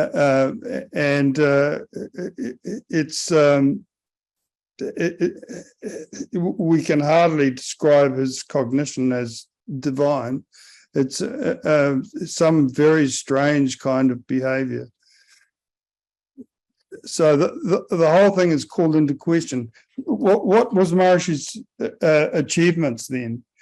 His achievement was that he took the technique of TM, of transcending, from the Dandi Swamis, and with tremendous energy and brilliance, he brought it out to the world. And for that, the world has to be very grateful. But beyond that, all of these other behaviors and all of these other so-called cognitions of Paurusheya Bhashya, commentary on the Vedas, is all called into question. So the whole picture changes completely. Brian, you're really true. He was dedicated. I'm reminded of something Casey Coleman said when he finally, as Connie said, had the penny drop. He said, Rob, you know what amazes me about this? The guy slept even less than I thought he did. And I say that only to point out the man, I'm telling you what, he worked harder than I've ever seen, and he could sit longer without peeing than an elephant. Yeah. This is all true. Very, very true, Rob. So you know, he was a tremendous paradox, tremendous contradiction. He was, you know, like a giant amongst men, and yet he had this new and disturbing side that's now emerging. And we don't want to destroy anything that ought not to be destroyed. We want to see transcendence taught in the world. The organization that he left behind, the Raja system, is destroying his legacy. They're doing nothing. The TM is not being taught anywhere to any great extent. And, you know, some alternative has to be found to rescue those parts of what he brought out to the world, the Dandi Swami technique, and teach it to the world.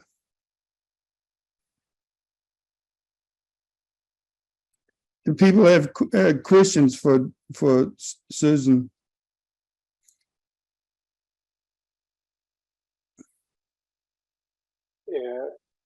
Not for Susan, but I can tell you from my experience that Maharishi was a very rude person, in fact, and he left corpses after his rudeness. And many of my friends, millionaires and 108, one of the boys there, which also was shortly one of his secretary, was burnt in since Maharishi left him in Vlodrop there, and when the money was finished, he was told that he was going to go with Maharishi to India, but he left him, and then he became very sick, and finally he was living in the basement in the cellar down there, and finally he got into a very bad state since Maharishi had betrayed him. And when his money was finished, he has dropped him, and then he burnt himself under Maharishi's flat down in the basement to death. That was one of them. There is more. Maybe you can tell us about the other lady, Connie. Yes, the other lady was Ingegerd Engfeldt. She was one of Maharishi's favorites also, but not in a sexual way, because she was a multi-millionaire and one of the 108. And he used to call her or to discuss about these cassettes that they were doing for the sake of spreading the knowledge to all of the world, these so-called track cassettes. And she used all her money, all her father's and mother's money, to start a huge factory in Sweden with 40 employed people, and they were taking over the cassette market. And finally, when the money was finished, and it didn't function because these were making noises, you see, because in Switzerland there were two people there. One was an American, Peter, and then there was another man which I do not want to mention by name right now. And they had withheld one of these specific things that has to be in these cassettes chemically. So then they started to make sounds when they were sold out, and everywhere, and people complained, and that finally, when much later everything went kaput, or when it made a concourse, then she was hunted down in Harlem in a very cheap hotel there, and she finally got a collect call to me and asked me, "Can you please help me so I could come home because I have no money?" And she had also been raped in that hotel, and finally I arranged for a ticket for her to come home, and then as soon as she came home, to my treatment home, because I was having a treatment home for drug addicts. Then finally I sat down with her and we telephoned to Maharishi, and he answered, and then she was begging for to come back to Vlodrop, I think it was then, and because she didn't have not a penny to live on. And then finally she was talking and talking and talking, and suddenly she just realized that Maharishi had hung up the telephone and spit her out. And then she became so upset.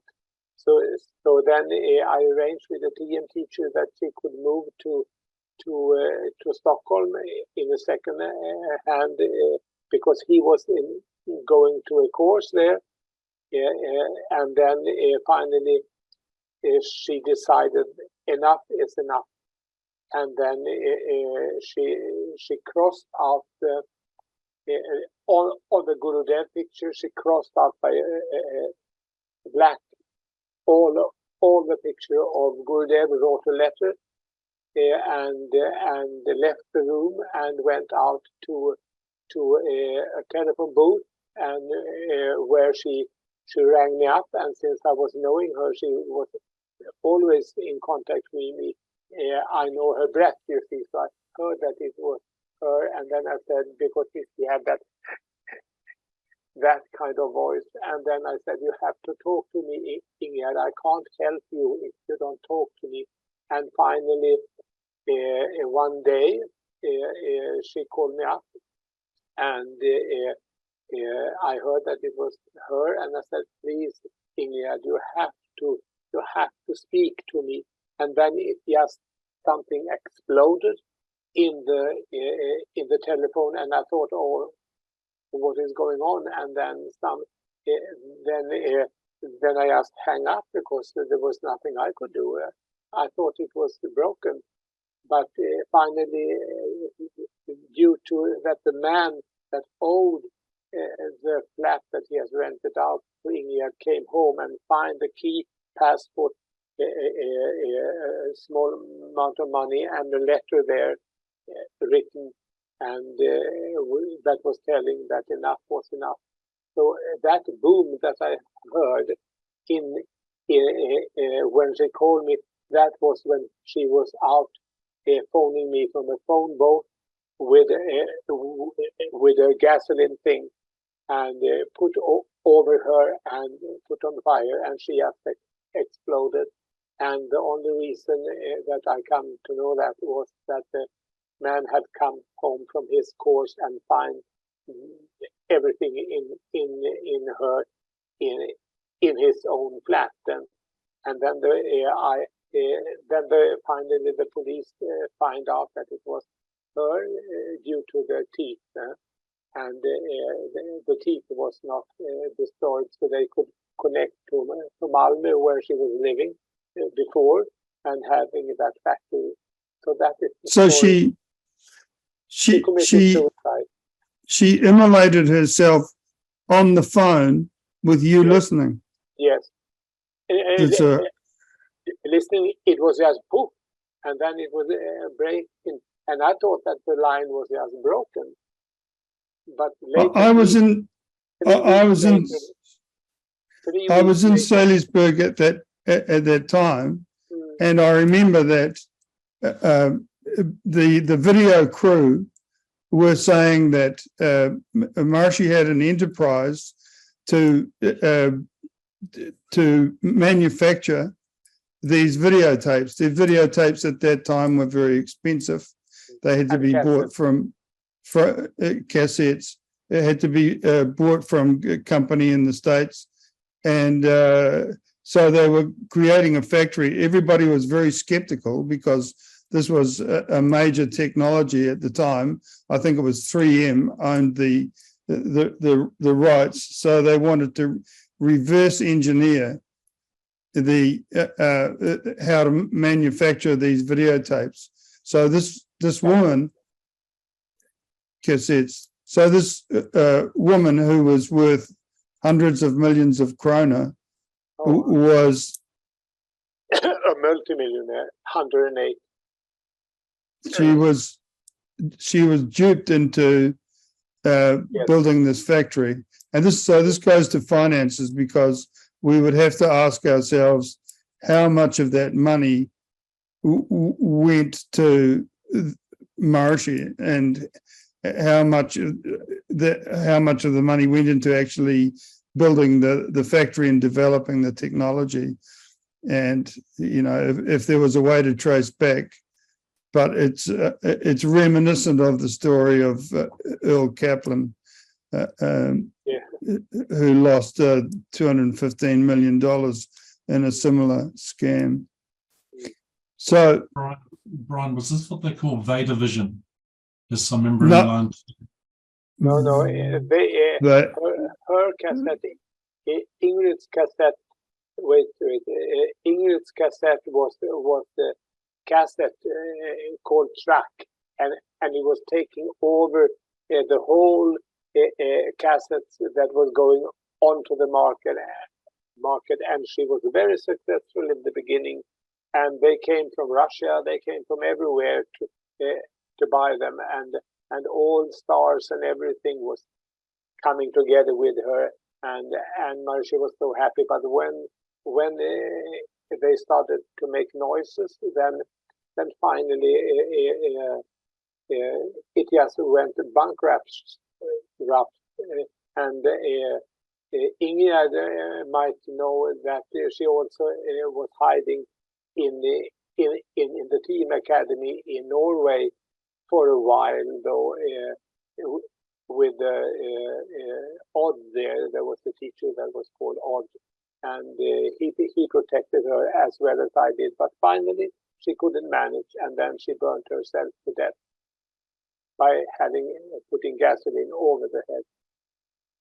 So this was to replicate or reverse engineer the technology of applying magnetic material to the plastic videotapes, Gary.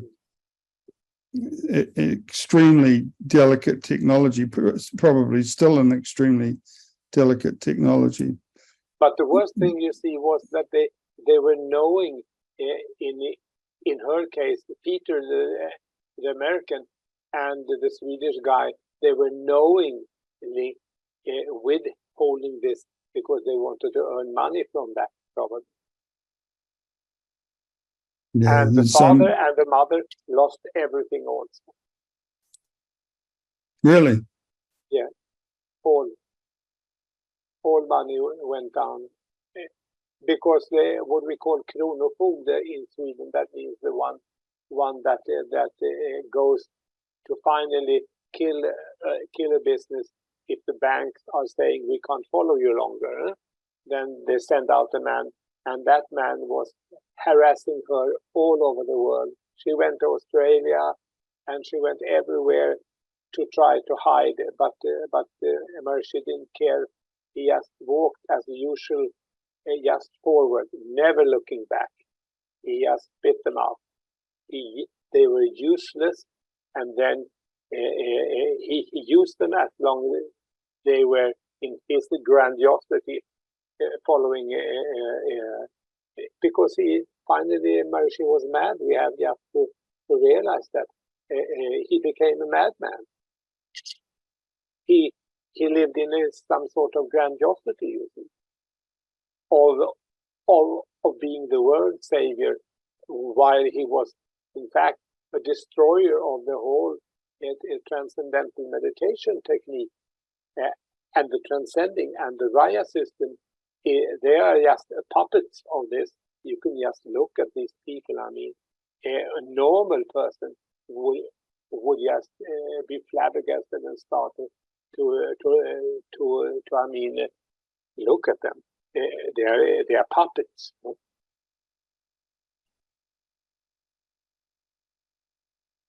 So something has to be done. Really, really. And I'm very grateful for Susan that has brought all this out from her level of knowledge, and there's so much more to come.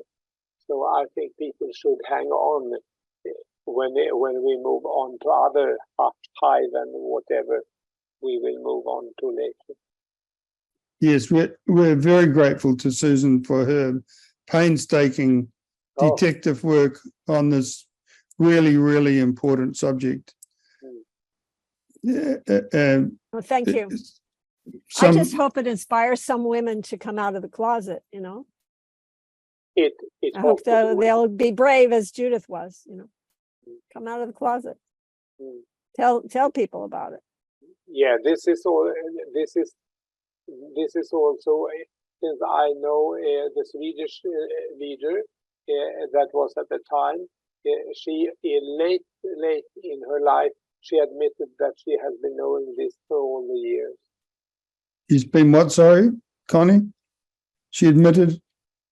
That she had been knowing this for all the years, far back.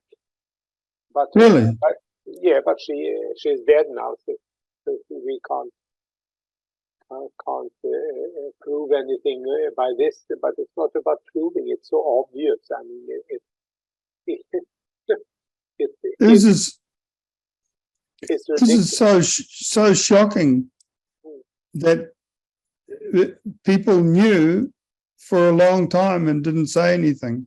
No, they went along with it because they were chosen leaders within the organization. I mean, there were those who, when as soon as they found out, they left. Yeah. And, you know, this is, and of course, in those early days, there was nothing that you could do except leave. But then there were those who were kind of enablers, and they're still around. And it's incomprehensible. How do they rationalize it? I don't understand it. They knew what was going on. There are even indications that there are those who think that this is normal behavior, and who, you know, who, in the name of the movement, they're behaving like this. It's yeah, well, human behavior is there's infinite variety. Yeah, you see, when one is twined in on the finger, I mean, for a grandiose psychopath or whatever we might finally end up at, you can't twine you off. You see, you are trapped, and this is how these people that was chosen leaders by him, they were chosen. I mean, yeah, either they were chosen as leaders and used, or they were chosen as mistresses to him. So this is the kind of ruthless way of behaving. And Maharishi wasn't that person that was in Brahman consciousness or anything far from it. On Saturday, today's Thursday where you are, on Saturday, Connie Zweig, who's an expert in these kinds of things, what's called the shadow aspect of spirituality, is going to be giving us a talk at the same time of day. So that'll be interesting. She's not so much giving us a talk as she'll make some brief remarks and then answer our questions. And as we try to come to a more of an understanding of what this phenomenon was, because what is the diagnosis? Because Maharishi was more than, you know, you can say high functioning sociopath or something, but Maharishi was far more than that. He was he was a genius. He was brilliant. He was a brilliant exponent of Vedanta and TM. He created the 3 days checking and the checking notes. So he had this genius side and this dark side. It's a new kind of a new kind of human. On the Association for Spiritual Integrity website, they talk about an Asura Titan, which I guess is somebody who's almost enlightened but not quite, and has some dark side has yet to go. Brian, who knows? Yes. I have that quote. Let me just read it real quick. Papaji warned, this is the Kali Yuga. Even Rakshasas, demons will incarnate as teachers to mislead you. And then later on it says, Timothy Conway further writes, Buddhists and Hindus refer to the Asura Titan or demon types of consciousness, which can seem very powerful, very bright, very charismatic and enlightened, but are more insidiously a syndrome afflicting someone who might think he is enlightened but is not, because he or she is still fueled by greed, aversion, and delusion. It is especially alluring and misleading when some lovely deva karmas are mixed in, such certain talents or virtues. Such a combination of deva karmas. Yeah. You mean karmas of demigods? Cities. Such a combination of powerful light and dark entities can be very confusing. So it's going to be interesting if Connie can pull some threads together for us, because if there was this discrepancy, this darkness at the very core operating all the time, then we get to see how that's played out in the history of the movement up to the present. because we're not just interested in finding out what he did, he's not here, but in all of that karma and all those characteristics, how the leaders of the movement, how the policies have continued to warp and corrupt and deceive. And so I'm hoping that we can, of course, the finances will come up next. So that's going to be pretty shocking as well. Yes. Can I comment on it, just? But that was his skill. I mean, as a ruthless businessman, just nothing else. But he brought out a technique that he was taking from someone else, from real people. And this is what he brought out, you see, that finally became this tremendous organization for good and bad. And for us that was following this, it became clearer and clearer. And now we are just in that position of telling the truth, since we have gone through the whole process. We know who he is, we know what he was striving for, and we also know that he was ruthless in talking bad about other people behind their back, because this is what he did all the time when I was his secretary. I confirm that, Connie, and I think that's one of the ugliest things, how he completely really disrespected everyone that was in the movement unless they had zeros in their bank account. And you know, there was no cosmic calculus in picking the Rajas. He just asked them how many zeros were in their checking. That was the criterion of choice. $1 million. Let's also remember that he did not know Sanskrit. He was far from a Sanskrit scholar. He depended upon Vernon Katz for that. His interpretation of the Bhagavad Gita is basically bunk. And so far as his Vedic wisdom, I mean, you just say the same thing over and over and pluck some petals from a flower and give a smile. He didn't deliver any earth-shaking message or say anything that wasn't known. What he had was a tremendous ability to sell himself. He had tremendous charisma. He had an ability to influence and get people to carry out his will.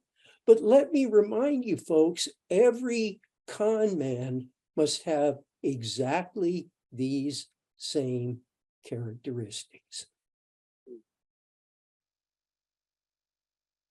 One might also call it asuras or rakshasa part of the teaching. So, unless there are other questions, before we close, I continue to feel that something good has to come out of this. We have to be able to create an organization to teach transcendence, a genuine organization, not an organization like the Raja organization, in which it seems as if it's designed to destroy whatever Maharishi left. It really seems as if the Raja organization is deliberately created as a kind of self-destruct mechanism to destroy whatever Maharishi left. But bringing the money to India. I guess a last few millions from wealthy people in the movement. But that's disappearing fast because the Rajas are old and they're passing away, and there's not much left there. And the movement is, not teaching anybody. But this transcending works, and it doesn't seem to improve the moral character, the spontaneous right action. It doesn't seem to be a thing. It does do something. It does give inner happiness. It does give clearer thinking. It does give beautiful experiences. It seems like we have to offer it to the world. I don't know what other people think. I don't know. Some people are doing their own techniques and so on now, but I would like to see transcendence taught in the world, and I believe that it's possible because we can simply take the Dundee Swami's technique and make it available. Brian, So that's Brian? Yes, ma'am. Yes, ma'am. I would like to say something to the women. I have no idea how this may filter out to the women who have not yet come out to speak of their experiences. Can we first introduce you as a very long-term TM teacher and a psychotherapist, and a person with expertise in numerous other areas? Thank you. I would just like to say the experience is it becomes a lot easier the more have come out, and we have two pioneers who courageously have come forward, Teresa and Judith. And we know that it takes a lot of courage. I personally know that as well. I have been holding a story like that as well in my private life. I know it's difficult.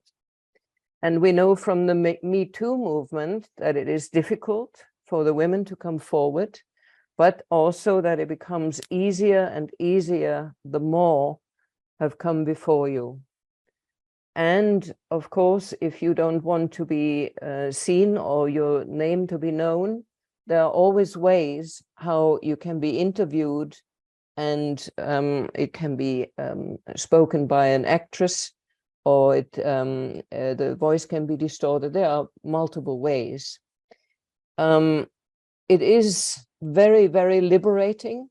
I know this from a number of my clients and patients, and from my own life. I also know it from coming out of the closet very, very, very slowly, in terms of being part of the TMO, the TM organization or not.